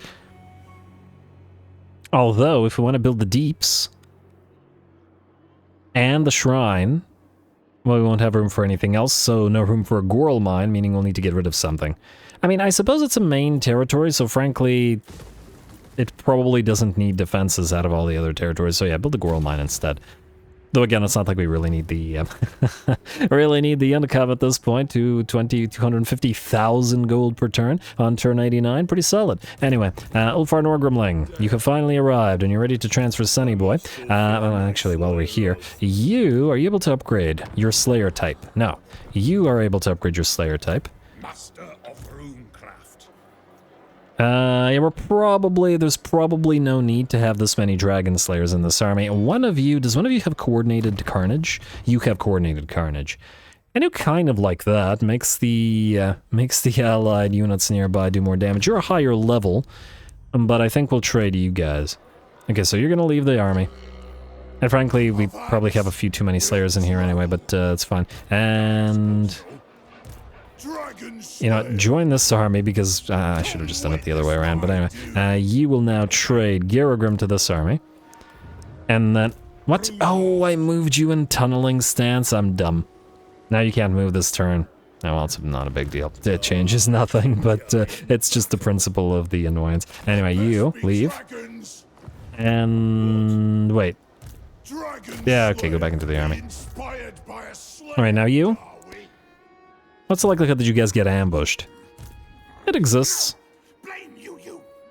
Probably doesn't matter over much. I don't see it being a good idea to ambush a Slayer army. That's really working in their favor. Anyway, you new Slayers, I think you've earned your keep. You are going to now become, I'd say, another unit of Doomseekers. I want one more Doomseeker after this, 2 more Giant Slayers, and then the rest will be Grudge Settler Regu Slayers. Yes.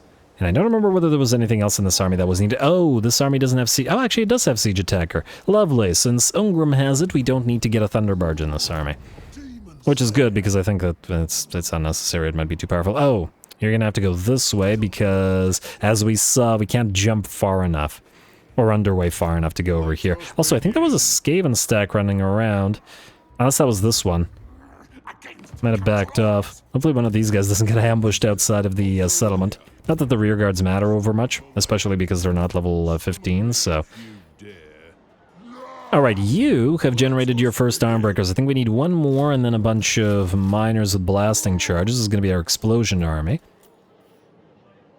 On top of that... Golden or no. Vissenland and all. No, you're needed for war wagons. Reichland. Okay, we need Outriders in another army. You need Outriders with grenade launchers. What do we have in Sigmarsheim? 20, so not that much. We should really try to get a mission from them or something. Alright, so not that much there, and I think that was the last Imperial. Oh, wait, Huntsmarshal's expedition? Yeah, we don't have enough allegiance with them. Alright, just work. Keep building, keep recruiting. We'll swap out units maybe as we get the recruitment up and running. Anyway, Finn Narkandra Eskilson, you, sir, are going to declare war on the poor exiles of Nahek. Yeah. Once again, I do feel bad about this. And declare war. We're not going to call our allies to help. Ever since that one ally refused to join us, I've just been not doing it. It's really annoying because... by calling them to war, we can get missions from them and, you know, do stuff, and by not doing so, we get less allegiance, but it's not worth losing all of our units, you know what I mean? It's kind of a, I don't know, I don't particularly like the way that mechanic works. What do we need here? Obstinacy, there we go, max that out, but, oh right, you still need another engineer, don't you? But you're out of range by the looks of it, just slightly? Alright, just move. And then you can grab Deadgate. I'm just gonna hope it doesn't do too much damage to you. Oh, you're so close to being in range. Alright, let's level everybody else up while we're at it. You have Rune of Hearth and Home and Wardbreaker, which were the critical ones. We should probably get We Are the Elite next as well. Alrighty, and then Thane, you have to train everybody up, because the veterancy is low in this army, and it's going to make it tougher to win the next fight, which is going to be a very tough one. You, I guess, are going to go through requisition. And then you are going to attack this. Alrighty, close victory, casualties low. Alright, let's hope those casualties are truly low, because I'm disinclined to bother fighting this. It's just such a small army, it's not even... Huh, that's interesting. It hurt the Quarrelers with great weapons more than Slayers? Okay, auto-resolve. Every day you find a new way to make me think that you make absolutely no sense. Hey, another Red Axe of Karak Peaks. We have those on a couple of our legendary lords. Community Canon legendary lords, that is. Deadgate. Technically, we'll want to replace these, but keep them around for now until... Well, actually, what's the likelihood you actually get attacked here? Low, right? I'm going to say low. Delete, delete, replace. And don't build these up, though. And this isn't Badlands territory, which I originally was also not going to hold. How do the elves feel about us? Not particularly well, but that's elves for you. We'd have it no other way, frankly. Braun Hammerfist is fine. Who can fight? You're besieging, so you'll fight next turn. Thorek. Looks like no Kairos attacking you. I fear that we can't really move until we... Like, we can't move towards Kairos until we deal with these guys. So I guess we gotta go to Gragamogar camp first. And this battle probably has to be manually fought, otherwise we'll take too much damage. Oh, does this have a little... No, it's a guard post, okay. Alright, we're gonna have to manually fight this real quick. I'm just gonna have to speed through this, I think. Come on. Alright, fight battle. Just do a quick little manual fight, and then, yeah, we'll try to find a proper fight. Either way, even if we don't find one this turn, as soon as we end the turn, we got two big proper fights, and another trial by fire from the Gunnery Army, who are going to be outnumbered 2-1 by the Tomb Kings, with a ton of super elite Tomb King units there, which does excite me. For now, though, just gotta deal with this. I think I was gonna get you another Grudge Settler Grudge Thrower.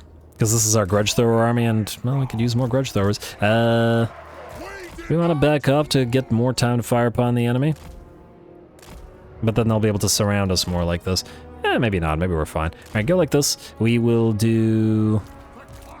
all of you guys in front of this. Won't really protect us so much, but it's fine. Frankly, the formation doesn't really matter over much here. It's too minor of a fight to be concerned about. Let's do you. You guys can be out front. Though perhaps we should watch out for the Boar Boys. Well, nonetheless. Runesmith, Runesmith, Runesmith, Thane. Thane. And, alright, I gotta remember to get the next engineer into this army. And everybody, in fact, everybody turn off skirmish mode like so. And, yeah, we'll have to really work to protect the flanks, but otherwise we're okay. What do we want to target here? Savage Orc Biggins. We got Error Boys, Savage Orcs, Savage Orcs. Savage Orc Error Boys. Alright, fine. Start battle. I want... well, I might as well target the Error Boys. Definitely target the Biggins. Regular Savage Orcs, and... no, you target this one. In fact, you target this one. Alright. Alright, you guys get to work bolt throwers, and we'll wait a little bit. As soon as some enemies get into range, we will also swap to engineer... whatchamacallit. Press the wrong thing. We will swap to... ballistics calibration, which should be able to reach every single unit. Beautiful. Alright, keep on firing. You two get ready to intervene with all of the range units that we're willing to sort of commit to this. You guys are repositioned slightly. Alright, and I assume we got enemies coming in on this side, so just get ready to move. Alright, how are we doing? Nobody needs to switch your range fire as of yet, but it does look like the enemy's been pretty badly beat up. You switch to these Savage Orcs, you switch to this. Alright, how are we doing here? Boar Boys are coming in. Get ready to countercharge them, Thane. How are we doing on the right flank? Pretty okay still. Granted, we are missing half our quarrelers, so we're not going to do nearly as much damage as we normally might. But not a big deal either way. Alright, you guys, get ready to go. And our first units are in range, meaning it's time to ballistics calibrate, which will increase their range further.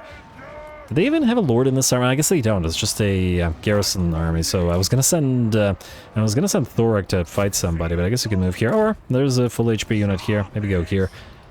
All right, come on. There we go. Do we need to swap out any artillery fire? You're fine. Maybe you fire on this more healthy unit. You can fire on this more healthy unit. You can keep firing at the unit that you're firing at. And everybody else is okay. There are, plenty of units over on this side, so you guys keep firing, and no need to reposition, I hope. Let's pop a Rune of Wrath and Ruin into the midst of the blob. Let's also pop a Patriarch on, let's say, the Runesmith rather than the Lord, because frankly the Lord will be fine. And, they're backing off. Yeah, use Rune of Doom instead.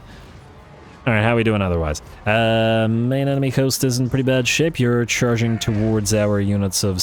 or they're charging towards our other units, and hey, you guys reposition to make sure that the enemy cannot charge our artillery pieces, which I'm sure they're hankering to do. Might need to entrench if possible. Alright, and then just in case you're going to pop off the Rune of Open Steel, you guys are okay. And, well, Savage Orc unit got around us. Cute. Alright, artillery pieces. Reposition and fire on different units than you were firing at before. You are fine. You. I thought I told you to Rune of Open Steel. Oh, I guess it said somebody else do it. Fine. Rune of Speed then. Fight harder. Alright, Thorek is fighting just fine. We can pop a Clad Brikak on these guys. And... alright, you know what? You guys now reposition. These boar boys are being really annoying. We just don't have enough units to deal with them. You know what? You guys move here. You guys retarget. Artillery pieces are fine, and the enemy front line is pretty much destroyed anyway. You, Iron Breakers, I guess you're not needed on the front line anymore. Turn into melee mode and start moving towards these boar boys. Normally we'd focus them down with our quarrelers, but we don't have the necessary amount anymore to do it, so... alright, and you can pop a Rune of... wrong rune. Rune of Slowness, hello. Pop it onto these Savage Orc boar boys. Alright, that one is done. Artillery pieces. Alright, looks like most of the enemies are out, and I do believe the enemy army will shatter. There we go. Alright, no problem. Minus the slightly annoying aspect of the boar boys being, well, slightly annoying. Anyway. Alrighty, and 5 losses to, I don't know, one of the artillery crew, presumably. And this one looks like it took a little bit of damage, but it also might have been damaged. Frankly, I have no idea who actually got killed by the boar boys, but it was all by the boar boys, as the grudge throwers did their job and obliterated most of the, if not all of the enemy infantry.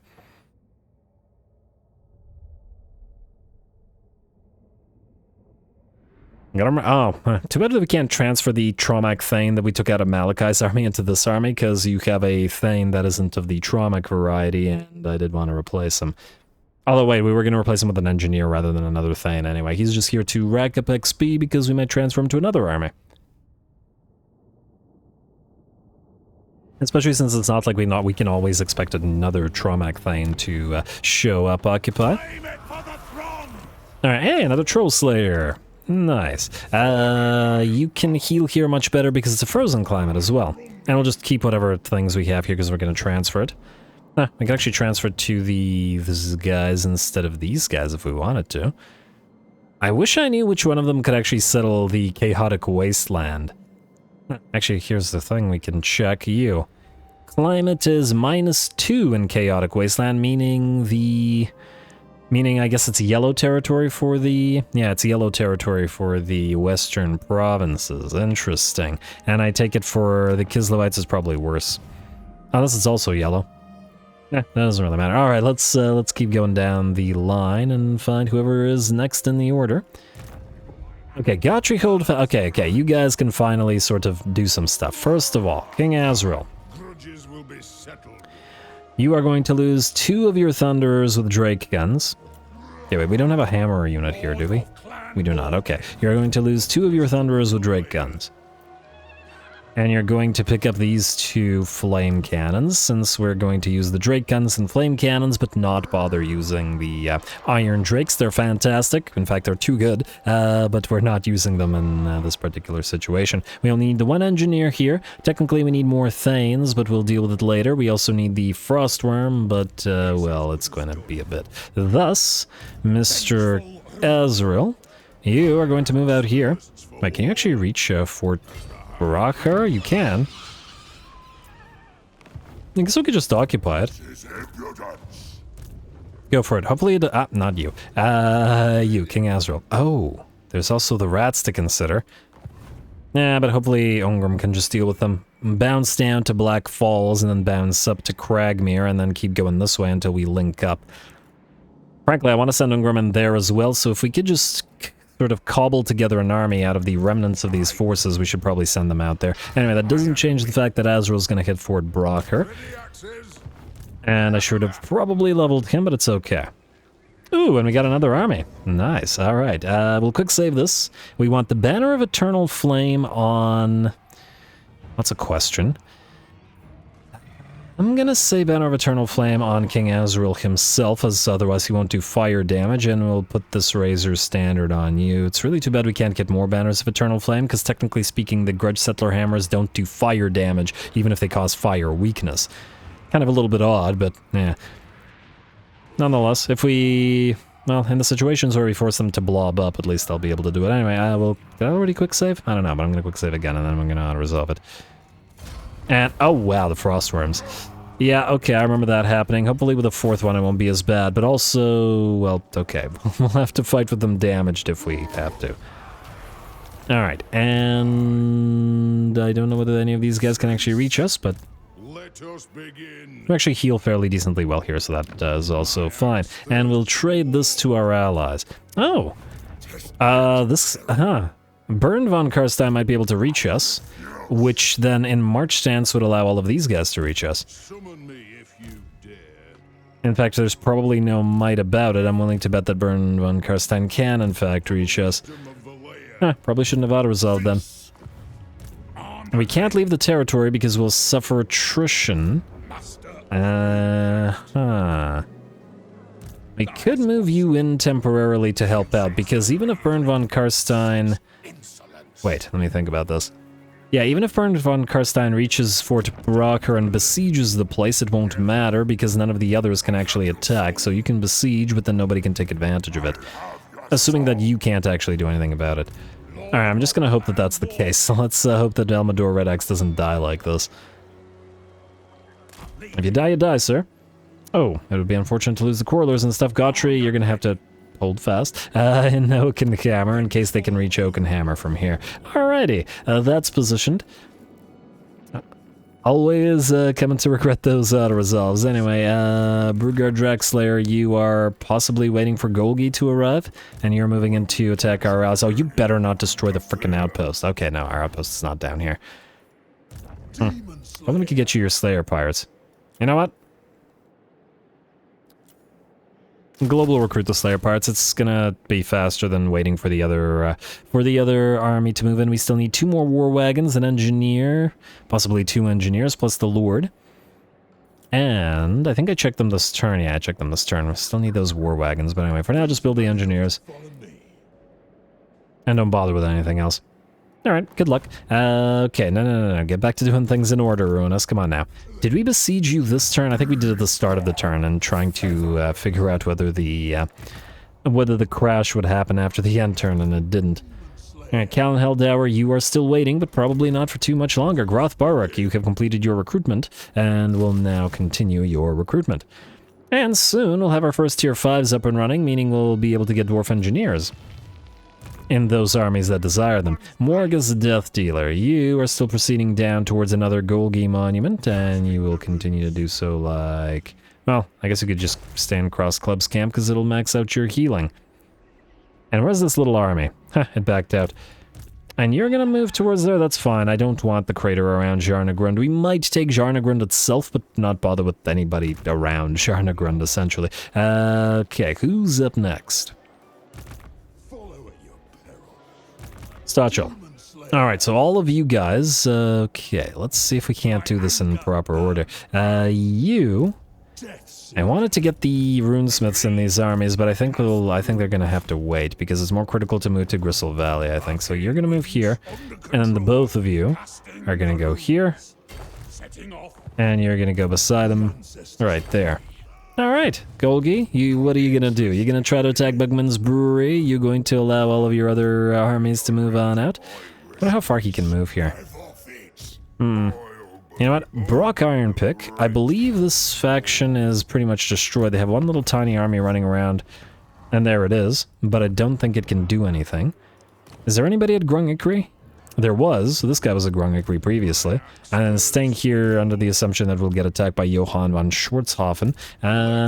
Can you jump to Grungikri from here? No, it looks like you cannot. You can jump beside this guy, but I think he'll destroy himself anyway, so it won't matter. Alright, just stay here then. At least for now. And are you actually going to take this, or are you just going to sit there, bud? Alright, well, either way. Tech Thief, stay near Domatberg, because we need you to keep an eye on Kemmler. I'm glad that he didn't instantly die as soon as I said that, because I was kind of expecting him to. Hegenbor Brightax. We're, I guess, going to need to move you north, because if we're going to generate an army, we'll probably do it up here somewhere. Go this way, I guess. Since Malachai's army is not going to have a thing.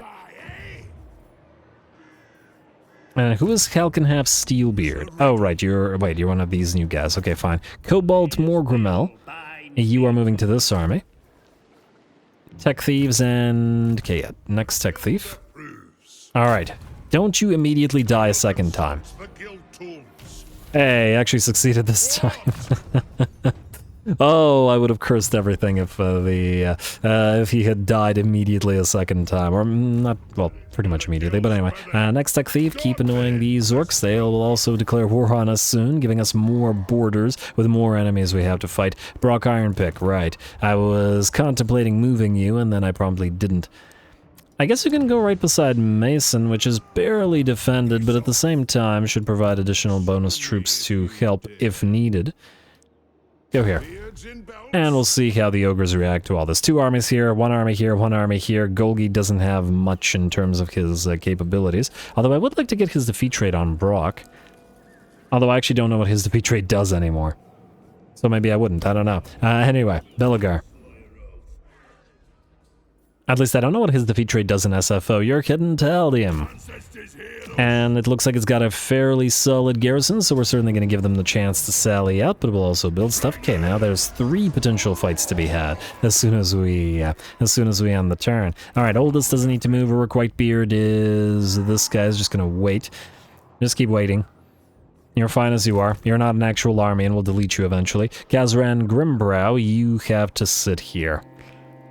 I'll watch for undead. Alright, and I believe, unless I'm mistaken, that's it, yes? So just building, and then end turn, and then 3 potential fights. Sounds good to me. Alright, so let's do the building. Eagle's Peak, start with you. Mine and Trading Warehouse, easy. West Darklands, upgrade Gribbletown. Alright, next up we've got nothing to be building here because we don't have the High King Decrees, so we'll ignore it. And Black Blood Pass, we'll definitely go for the mine, and that's all we can do there. Blizzard Peaks, what do we have? Upgrade you, and all these upgrades. And a 1, and a 2, and a 3. One of them, pick one. You've reached rank 5, Mount Gunbad, thank you. Alright, so the critical things here are 1, the Grugni Shrine. For the reductions faction wide, the Hangar. If nothing else, it'll give us engineer capacity as we're about to get access to them finally. And I guess we'll upgrade the Moonstone Mountain as well. This place will be generating a ton of cash. Technically, we want the trading depot, but also technically we would like another deeps here. Basically, every single main settlement should have a deeps in theory. I guess it would be at the cost of 1 trading warehouse. I guess we could get rid of the Builders Guild, but that will generate additional... I mean, look at that Brightstone mine, 2.2k per turn. And frankly, the gold is more important. Yeah, I think this is probably going to be a deeps location. On the other hand, we'll probably have plenty of deeps locations, and on the other hand, we might have more deeps locations already than we can deal with. Oh, but we only build the magma caverns in main territories. Yeah, fine, we'll have to build deeps there. Alright, Blasted Vale, you're up next. Let's see what we got here. Nothing and something. Gotta get those additional High King decrees up and running. You, deeps upgrade. You're a new deeps, meaning we'll upgrade you. And pop up the 2 buffs, and then the 1... No. Alright, I think that's everything that we need to do there. West Death Pass. Ooh, Karak up to the next tier. Beautiful. And nothing to build there. You're one of our other 2 magma caverns. Actually, no other about it. You're just one of our 2 magma caverns. Sump Pit. Go for... Oh, wait. You're going to want deeps here. 16,000 per now. Fairly expensive, but we can still afford it. Here, we can upgrade this deeps, and then we can upgrade all the stuff in it. Alright, you're fine, and you, and you, and I think I did the first one, so we'll do the second one this time. We'll build another deeps here. Alright, looks good to me. East Trollheim, new deeps as well. Alright, let's see what our... I mean, after all of these construct in, what, 4 turns? 6 turns. I want to take a look at our upkeep reductions on our armies, because it's still not looking like they're being reduced, and I'm very interested to see whether that aspect of it is actually functional or not. The other aspects do seem to be functional, because we can see sort of the costs of all of our buildings being reduced. And I'm pretty sure it's more than just the amount of territories that we have. I'm curious how many provinces we have, because each one reduces the construction cost of everything, but anyway. You're another magma cavern place. Silver Tarn, Karagloon, alright, this is a good place. Definitely upgrade the vaults, definitely the Builders Guild, definitely the mine. And I guess still the Baker's Guild Hall. We need to be tier 5 to get the Citadel here. Not that it's a... Honestly, it's kind of a garbage landmark. For a tier 5 landmark, it should be a tier 3. Ooh, +1 adjacency bonus nearby. It really doesn't feel worth it. Anyway, I guess out of all of these, we have room for deep, so we'll have 3 things. 1 goes to the Citadel, so we'll have 1 for the Morgrim Shrine, meaning we'll have 1 more space left, and I guess that 1 space will go to, probably the Tinker's Den. I get the Oath Gold out of this one, though. Alright, fine. And do the Oath Gold, and frankly, we might replace the Baker's Guild later once the territory is complete with a Tinker's Den as well. Anyway, Darkhold, yes, we'll upgrade you. We don't have any deeps here, but we will upgrade the mine and the animal lair with the exotic animal market. And do we need in Hagdar's lair a defensive structure? Probably. Darkhold should be able to defend itself eventually, but it's probably safer to build defenses here, because if anybody comes down, they'll probably hit this location or this location. And I did say that this area is going to be fortified, because we are not going to advance further to the north, or to the east. Alright, nothing to upgrade there. Looks good to me. Path to the east. I was just talking about you, sort of. Yes to the Obsidian upgrades, and obviously yes to the Trading Depot. Grimfang. Nothing. Peak Pass. Also nothing. I believe nothing. Nothing. Shaded Way. Let's go for the vaults and for the mine. And River Dipvan. Yes to the Foundry. You've just reached tier 5. Oh, you're waiting for deeps as well. Alright, so we'll not do that there. Dwarf Keep. Goral Mine. Alright, and not to worry, essentially, there's going to be less and less admin every single turn as we run out of stuff to build, as all of our tier 3s complete their upgrades, and then soon admin will only take like a minute to do each turn. We just gotta... It'll probably happen within the next 10 turns. We'll reach essentially a critical mass of admin having been completed, or at the very least building admin, even with the new territory influx. It's just not gonna make any difference. What did I want to do here? Trading Depot? Yeah, still Trading Depot, I think. It is kind of the edge of our territory, but there's still probably 2 or 3 provinces that should have adjacency. Karaz-a-Karak, you were still building the Scrat Mine. Alright, Black Mountains, we are waiting to upgrade Karak, and we're nearly at the end now. Blackwater, we are waiting to upgrade you, generally speaking. Why is this paused? Repair. I don't know what happened there, but repair. I guess we can build something at Grunrickson's mine. Scrat Mine. Ignoring this until we take it, or until we attack. Putrid Swamp, let's upgrade the Engineers Guild Hall, and nothing in the deeps. Waiting for Karaz-a-Karak, Thunderhoof Camp. We are waiting for deeps there. We don't have anything here, and then I believe the rest of the territories... Actually, not you. Most of the rest of the territories are going to be traded. And, oh wow, look at the public order here. Not great. Not great at all, but it'll fix itself over time. And I believe now that's it. Okay, actually, we can upgrade Horrocks Gap, or at least this one little building here. Fort Skyhold will be traded shortly. Oh, Karak-Kamaz. I forgot that you were at the... you know what? Let's start collecting income here because you are... you shouldn't be down here with the 0 income locations, especially since you don't need the extra growth. Everything else is fine. Alright, Dragon's Breath. We are changing things up here. We'll demolish these buildings now and replace them with other buildings as... Wait. You could attack Omdra's Lair, but I frankly don't think that you could do anything about it even if you tried, so it won't matter. Alright, the Fort Brocker territory will be traded, so it doesn't matter, and Gragamugar camp probably will be traded as well. There we go. Alright, one other thing I wanted to check. Rombi. Okay, you're damaged. We gotta fight that quest battle. Alright, we'll fight it next turn. And I guess we're speaking of next turn. Skip, and end the turn, which we'll see. Probably a bunch of potential fights. So this is the one I'm most excited about. Wait, no. This is the one I'm most excited about. No. This is the one I'm most excited about, if I can find it. Yes. Alright. I want to see if Finn's army survives.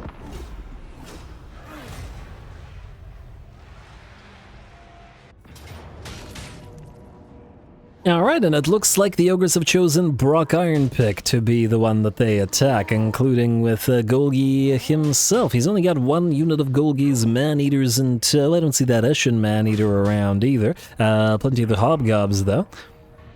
And generally speaking, just a lot of units. Fortunately, we do have a lot of bolt throwers in this army, which are pretty good at that sort of thing, as they're kind of specialized towards it. Should be a pretty darn fun fight. Ooh, and they won't be able to surround us because it is a pseudo... Well, it is an underway battle, but not an underway interception. Go.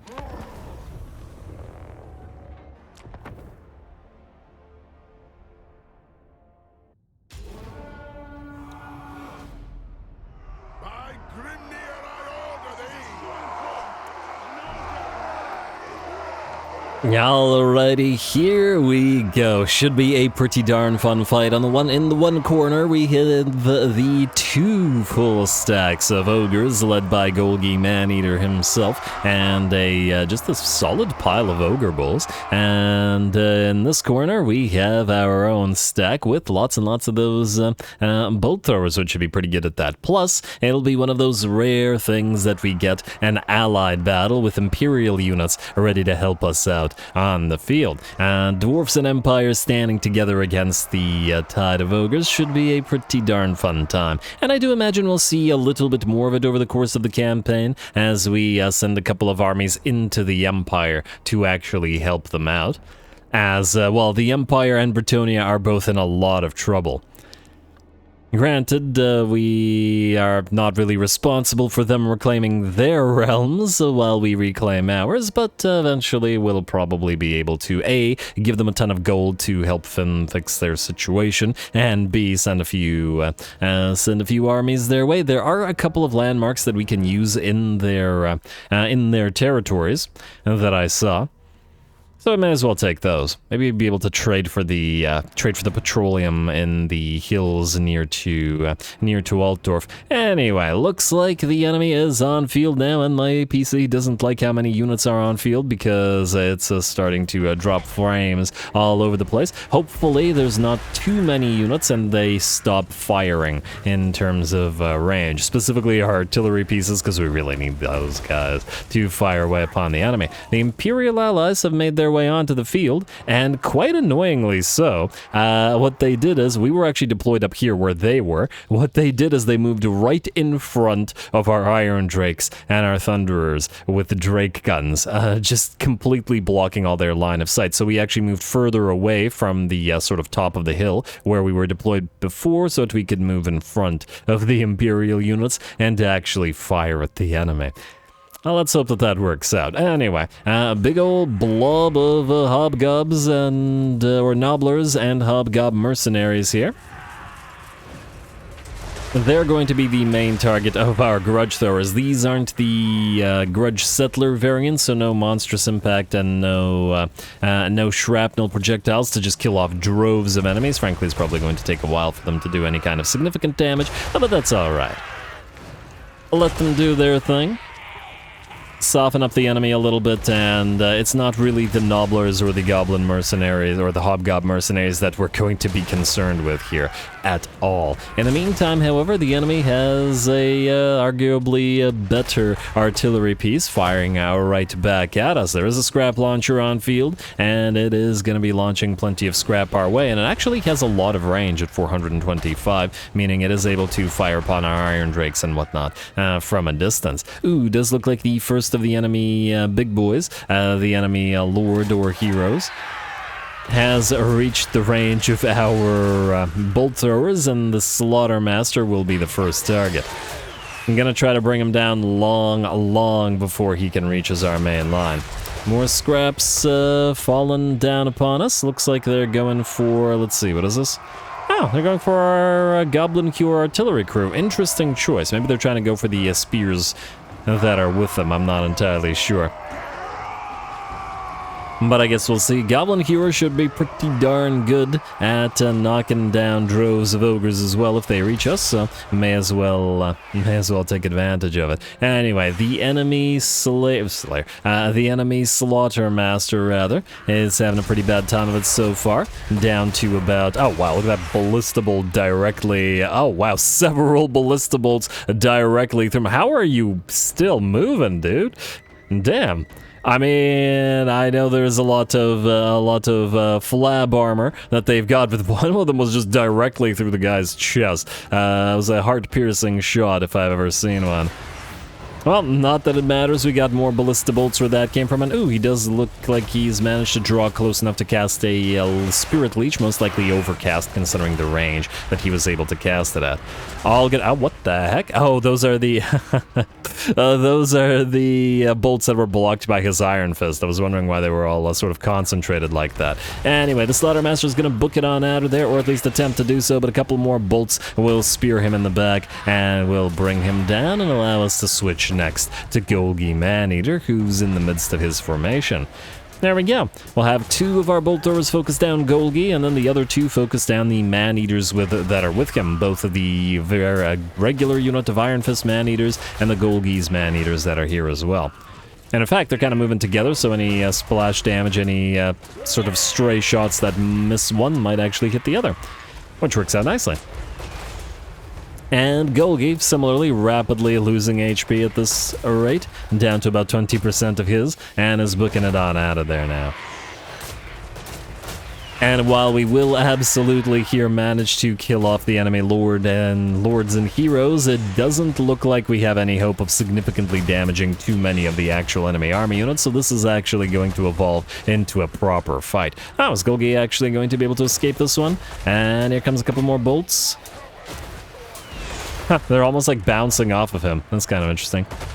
And 38. Ooh, one last bolt. That one made contact. And, well, actually looks like a shoulder wound. Not like that heart wound previously, but I guess he was wounded enough for that to bring him down. Fantastic. Alrighty, and with the death of Golgi, nothing happens to the enemy army as they have arrived. Our Imperial allies have foolishly moved forward, and we can see here, again, right in front of our Iron Drakes, right in front of our Thunderers, the enemy decides to, for some reason, move its frickin' crossbows, rather than having them fire over them. It's quite annoying. Fortunately, there are no Imperial allies on our right flank, and our units are able to work together and unimpeded in terms of their line of sight. And does mean that that there is no meat shield for them, and some of the Ogre Bulls will certainly charge through, but we can use our Longbeards and our Miners to block the enemy off while we back off our range units, and then continue to fire afterwards. Goblin Q are going to move forward, and heedless of the casualties among the UMGI, we're going to start burninating whatever sort of concentrations of enemy Ogre Bulls we can find. Time to launch a few axes their way. Hopefully the UMGI aren't going to be blocking their shots as well. Come on now.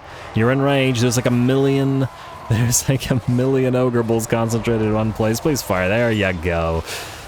Alrighty, beautiful. Now that should be pretty darn effective. These guys probably don't like eating axes all that much. Alright, still plenty of them, however, and our right flank is still a little bit in trouble, but at least we are being able to burninate plenty of ogre bulls here. Granted, they should be a lot more damaged, but our own allies blocking our shots meant that we can fire. And of course, now the crossbows move back to block us more. Oh, what the heck are these Imperials doing? Useless UMGI. Alright, but fortunately, with us focusing down the Ogre Bulls, both with our burninating units of Iron Drakes and, well, pretty much all of our units, by and large ignoring whatever units of Hobgobs and Noblars we can, it means that we will soon be mostly leaving enemy Hobgobs on the battlefield and they're just no threat. Let the Ogre Bulls run. The bulls themselves, the regular units of bulls, are relatively fragile units, and on top of that, they don't have the best leadership around, so yeah. Damn, still does look like a fair few of them are going to be able to reach our line. More blasting charges into their ranks, more Drake gunshots. Going to have to try to hold them off best we can with those long beards. Fortunately, these are the Grudge Settler variants. Unfortunately, they don't have charge reflection yet, which they absolutely will later once we get the tech completed. But obviously we've been a little bit more focused on the sort of getting the capstone techs unlocked for the faction as fast as possible, and then the critical economic techs, rather than the military techs, except for certain ones. Alright. No fire bellies with them. Perhaps they should have brought some if they were going to wade into the flames of all of our Iron Drakes like this, but oh well. Anyway, looks like our Longbeards and our Ironbreakers have held off the charge of the main enemy force. They still continue to move towards us. Ogres do have a sort of Skaven-like habit of routing then rallying, especially considering the speed of those Ogre Bull units. But now that a lot of the Imperial units have been cleared out or routed themselves, they're not blocking us off much, and thus we're able to dish out a lot more damage. A few of the Imperials have routed and rallied in the same sense, but at this point the enemy army is done for, and the battle is ours. Very, very nice fight here in the underway. And since we haven't had a crazy amount of underway interceptions in battles, generally speaking, in this particular campaign, surprisingly, considering the number of greenskins and Skaven that we've been fighting, that was a treat. Very, very fun. And might be the last fight, at least against Golgi's Ogre faction, but we'll probably fight a few more Ogres with Joseph of Zorn.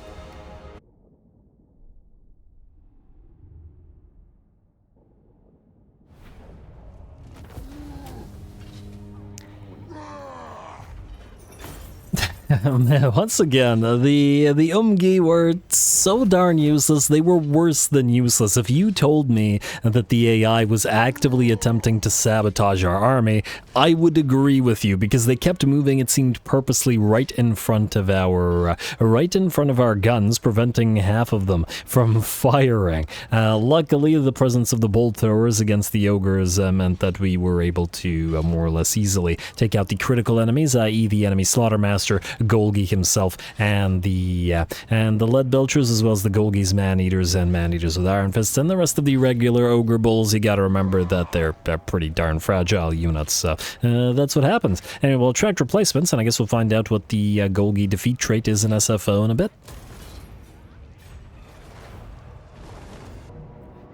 Alright, there it is. This is the one I was waiting for. We got 5 Ushabti with Great Bow, 3 Screaming Skull Catapults, we got Tomb Scorpions, a Bone Giant, Sepulchral Stalkers, tons and tons of Tomb Guard, and no basic skeletons, and this is a pretty darn solid 2 stacks of Tomb Kings. I am very excited to see whether Finn and his gun army survive the ancient armies of the Tomb King of the Nehekaran Human Empire. Go!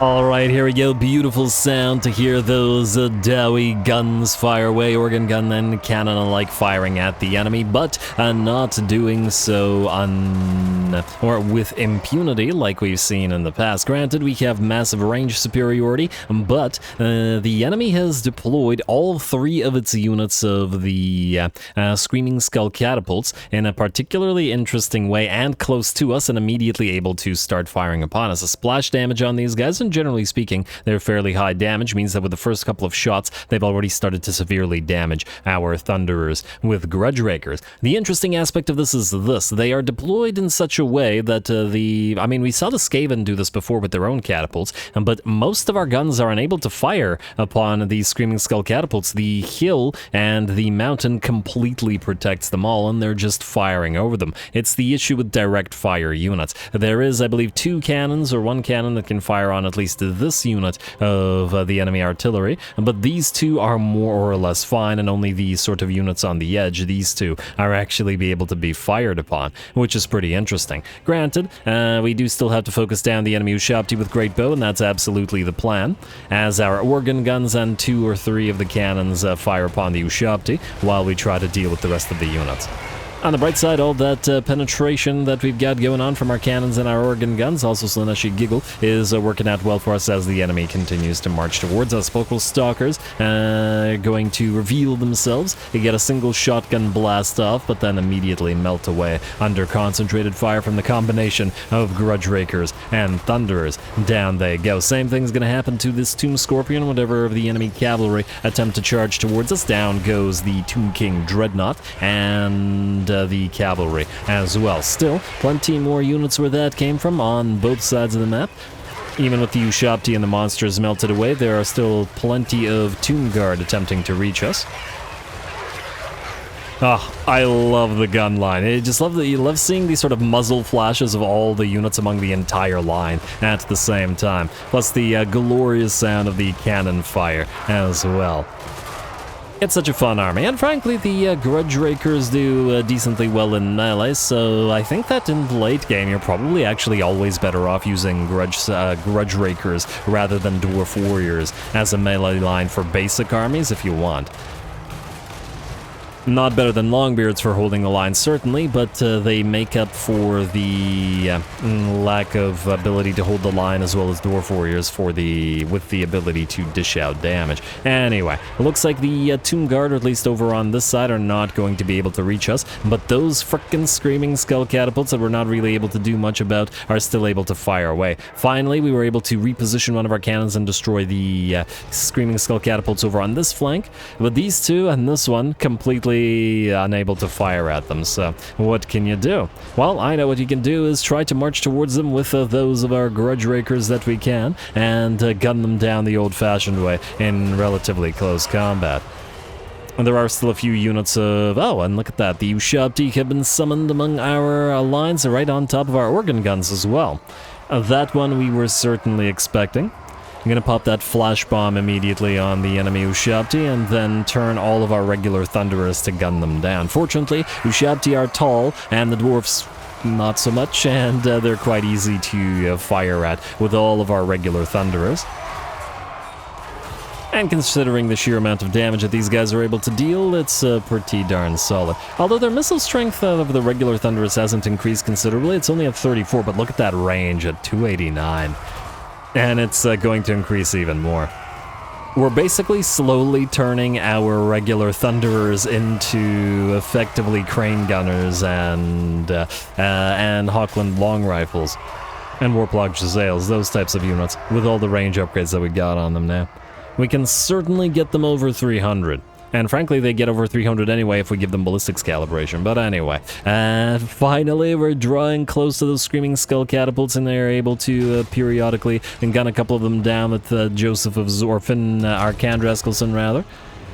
Joseph isn't the only guildmaster that we have after all, or at least not anymore.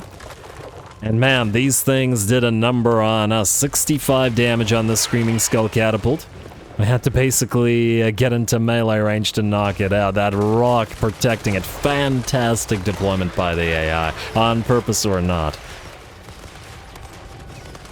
And let's see the damage. Let's see, these two units of Grudge Rakers are nearly destroyed. This one's down to about 30% HP, and these two are down to 40 and maybe 55% respectively. They did finally manage to deal with the Screaming Skulls, but at what cost? A little bit personal here. Oh, I love watching them use the minigun and metal as well. There we go. Knocking the skeletons aside with a big old bulky Gatling gun, rather. Alright. Finally, the crews of the skeletons are done for, and we have to switch targets. There are more Tomb Kings, whereas these guys immediately charged forth and were destroyed over on this flank. These guys were deployed over on this side of the choke point, and due to the fact that they have to keep pace with the extremely slow elements of their army, i.e. the skeleton archers and the tomb guard and all that, might even be some slower units in here, the monsters weren't able to move towards us nearly as fast as they'd like. And while all those screaming skull catapults were over on that side, the bone giant was not. And admittedly, they probably could have used the bone giant to fire away at us. Like this, though, it's going to have to approach us, and we're going to do our best to knock it out with cannon fire instead. I love that slow stagger, though. Alright, about 30% of its HP still remaining, but it's got a long way to cover before it can fire upon us. We do have range superiority, we absolutely do. Frankly, if I had known that the AI would have deployed their Screaming Skull catapults in that manner, I would have just deployed as far back as possible, because we would have outranged them pretty significantly with our cannons, which have 750 range and can fire at about 3/4 of the map, I believe. Of the distance, which is pretty darn solid, you gotta admit. I guess it does depend on the map as well, because some maps are much bigger than others. Alright. And tactically, not much to say about this. We're just getting ready for the second enemy army to arrive, and it's going to take them still a fairly decently long time. It does look like the first of the enemy units are drawing into range of our regular Thunderers, though they do have a little bit of hill to cover. Or to use as cover. I do believe the enemy bone giant has gone down at last, but they do still have a fair few of those who shop to it with great bow, and they do got decent range and are starting to move a little bit closer. And we'll probably start getting their first shots off soon, so we gotta knock as many of them out with our guns as possible. I guess that doesn't really narrow it down, because the entire army is, you know, handguns and field guns. Alright, down goes that little unit of Nehekara horsemen, or skeleton horsemen, whatever they were. Ooh, what's going on over here? Got some crystals growing, almost Zinchen-like, and then we've got a bunch of the orcified Karaks down there, or underway stuff down there. Still orcified, though. Alrighty, here come the Tomb Guard. Some of them might actually be able to reach us, as we are having to use our artillery pieces to knock out the enemy who shot with great bow and all that stuff. But this army is just about cannons and organ guns, as it is about the various Thunderers. Alright, and even though they're heavily damaged, we're going to send the Grudge Rakers forward as well, because if the enemy do manage to reach us, I'd rather have these guys fighting in melee, hurt though they are, than having the regular Thunderers do so. Hey, taking out those axes of yours a little bit preemptively. Fire those shotguns in melee instead. There we go. Halberd, Tomb Guard have reached our line. We're going to stop the charge of at least one of the units of Ushapti with our Thane here, though he does get surrounded a little bit by the enemy Tomb Guard. A little bit more damage into some of the other Thunderers. These are the regular Thunderers, I believe, that are holding the enemy off, and thus they don't have much of a chance against the Tomb Guard in melee, but the bounce of power has shifted to about 95% in our favor, and only a little bit more work will see the enemy army destroyed. In fact, most of them are melting away. I believe the last of the Ushapti with great bow has been killed off by the cannons at this point. And the battle is very nearly ours, though we are heavily damaged. This turned out to be a really fun fight. And I do think that it is a good sign, a good portent of things to come as we head into the Badlands, since we've started the war against Mr. Kata. And we should have a few nice fights against their armies as well. Going to be interesting to see if the enemy can deploy some of those caskets of souls in a similar method that they deployed their Screaming Skull catapults, because they have an even wider sort of firing arc than these Screaming Skull catapults do, and would have been devastating to our army if they were deployed in a particular way. And they also have an incredible amount of range as well. Anyway, last of the enemy units on field is this little unit of Tomb Guard. We're going to move our Thane in to block them or stop them in their tracks, and then have our shotguns obliterate the last of them. No even need for the Thane to do anything else, as there's just not enough of them left, and they will disappear.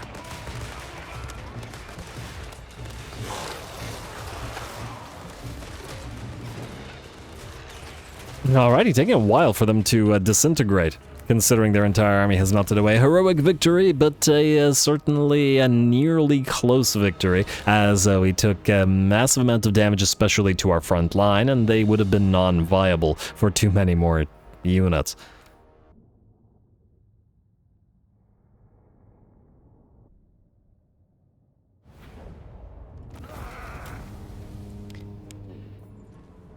Oh, definitely a close one that time. The deployment of those darn Screaming Skull catapults allowed them to decimate our lines of Thunderers with Grudge Rakers, just being able to fire over those hills, taking advantage of the fact that our direct fire artillery was unable to fire back at them. That was fantastic, and I know that the AI didn't do it on purpose, but once again, credit where it's due. That was an amazing use of indirect fire with artillery, and almost cost us the battle. I do wonder what would have happened if the second army or the second portion of the force had deployed where we were, but on the other hand, all of the artillery were deployed where we were anyway, and it took us a long time to reach them, so that probably wouldn't have made any significant difference.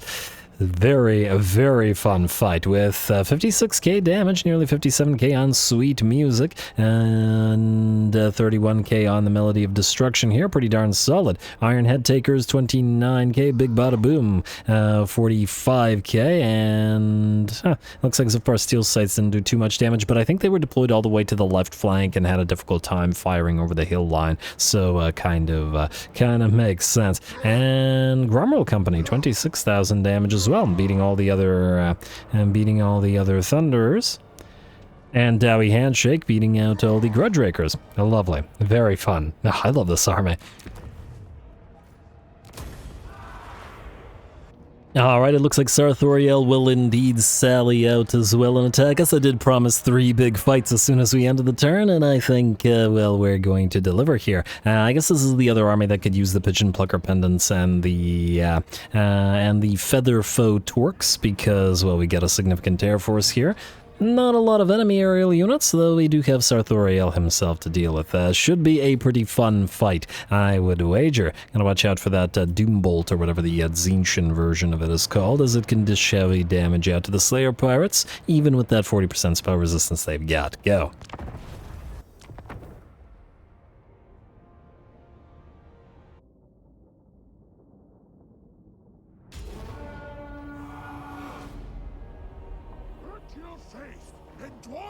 Ingenuity, resilience, and my inventions. Alrighty, here we go. Malachi versus Sarthoriel, the Everwatcher. Should be a pretty darn fun fight, I'd wager. And by the looks of it, a pretty hectic one as well. Lots of monstrous infantry in the enemy army, and unlike what you'd usually do with Malachi if you were playing his own army with well, piles of artillery that you would probably normally use with him, especially with those sort of upgrades that you can give his cannons to make them absolutely insane. We don't have that here. He's a little bit more slayerific, let's say, in this particular iteration of his army that we have here than, for example, when I played him, when I played him in the Malachi campaign. and thus his forces much more likely to actually get into melee combat and such. Gotta establish shared superiority, however, and these Screamers, the ancient Screamers, will be knocked out of the sky by our gyrocopters. Gonna do a little bit of a run and gun on our right flank, however, as we don't want the enemy Chaos Spawn or the Centaurs, or Centaurs rather, to just jump on in and start damaging those Slayers. So keep on running, keep on gunning. You do plenty of missile damage at 111 missile strength. Extremely solid. These guys will probably be fantastic at sniping single entities. Which is certainly a distinct possibility. If we ever get an Ogre ally, we could always put a couple of Man-Eaters with Ogre pistols in here as well. They would work nicely with all the Slayer pirates. Anyway, looks like the battle is joined, and, well, as I said, we are going to allow the enemy to fight. And it's going to be one of those dispersed battlefields where we got stuff going on all over the place. So dropping some bombs on the enemy pink cores and doing a little bit of damage to them while starting to work on Sartoriel, the Everwatcher. The Slayer pirates are attempting to hold off the Chaos Spawn while the Goblin Hewers hew down, well, frankly, they're everything hewers, not just Goblin Hewers. I feel like naming them Goblin Hewers might be something of an injustice to them. In fact, they're a lot better at hewing down single entities, big monsters, than they are at hewing goblins, so frankly the name is a bit of a misnomer. Anyway. Chaos Spawn, more of them with Forsaken, classic combo, charging towards us, and it looks like they have heavily damaged at least one of the units of Slayer Pirates, who's down to about half of their HP, and another who's down to about a quarter. Backing them off, and repositioning our army. And yeah, no sort of ordered battle lines, just units fighting all over the place, Slayers waiting into combat, Sartoriel landing on these Slayers below and looking pretty fantastic as he does, though I'd wager not for too long as he's been taking those brimstone and gun shots, and a little bit of work from the regular gyrocopters as well. Spirit of Grudgebearer has arrived on field at last. I believe you need to, for 2 minutes, unless I'm mistaken, to get it summoned. But it's certainly nice to have it. And it's actually, I think, more fun to start the fight before you can summon the Spirit of Grudgebearer on the field. Let it join after you've done some fighting rather than wait out the time, right? Alright, well, with the Spirit of Grudgebearer there to lead the gyrocopters, we have a significant increase in strength. Sartoriel has been knocked out of the sky. Looks like a unit of Screamers has decided to mob a Master Engineer here, who loses about half of his HP in the process. And good for them.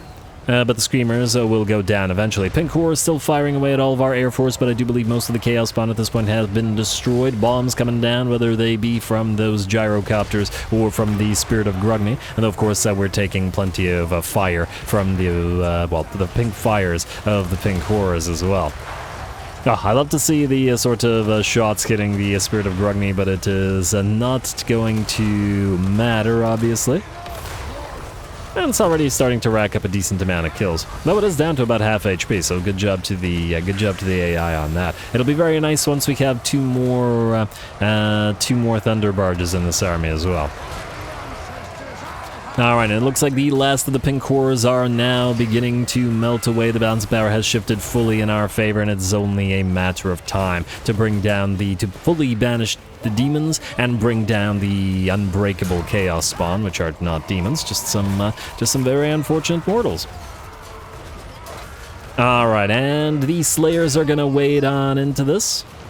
No need to deal with it with pistols, and I believe these are the Goblin Hewers as well. Very nice. With that, the battle comes to an end, and it was a pretty darn glorious one, you gotta admit. We took a lot of damage to our Slayers, and I think once again, it's a great portent for things to come for Malachi as he moves to reclaim the territories that his faction lost before the Confederation.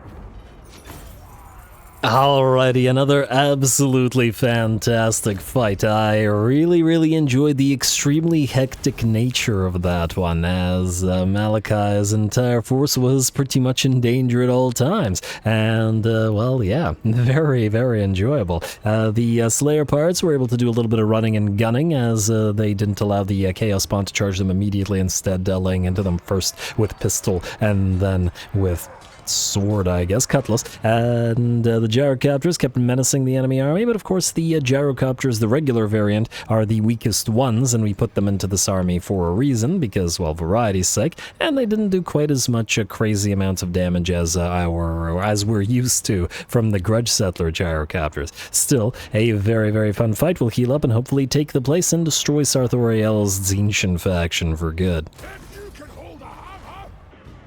Alrighty, and the Ironclaw Mutinous boys will sally out of Aldium and will attack Belgor. Unfortunately, I think we're way out of time at this point, and I don't think we have time for one more fight, so I am in fact going to call the episode here. Would have preferred to do a little bit of the admin at the end of the turn, but I'd rather not waste this fight, because we got some good stuff here. Savage Giant, Ragnarok Spider, against Belogar's army, which is still sort of in its infancy, and still needs all that veterancy and other stuff that will make it complete. So we'll save it for next time. Been a pretty fun episode so far, especially those last 3 battles were all pretty much fantastic. Can't wait for more next time, so stay tuned for more Dowie. Don't forget to leave those likes and comments below, especially the threshold for the longer episodes. All glory to the algorithm, and thanks for watching.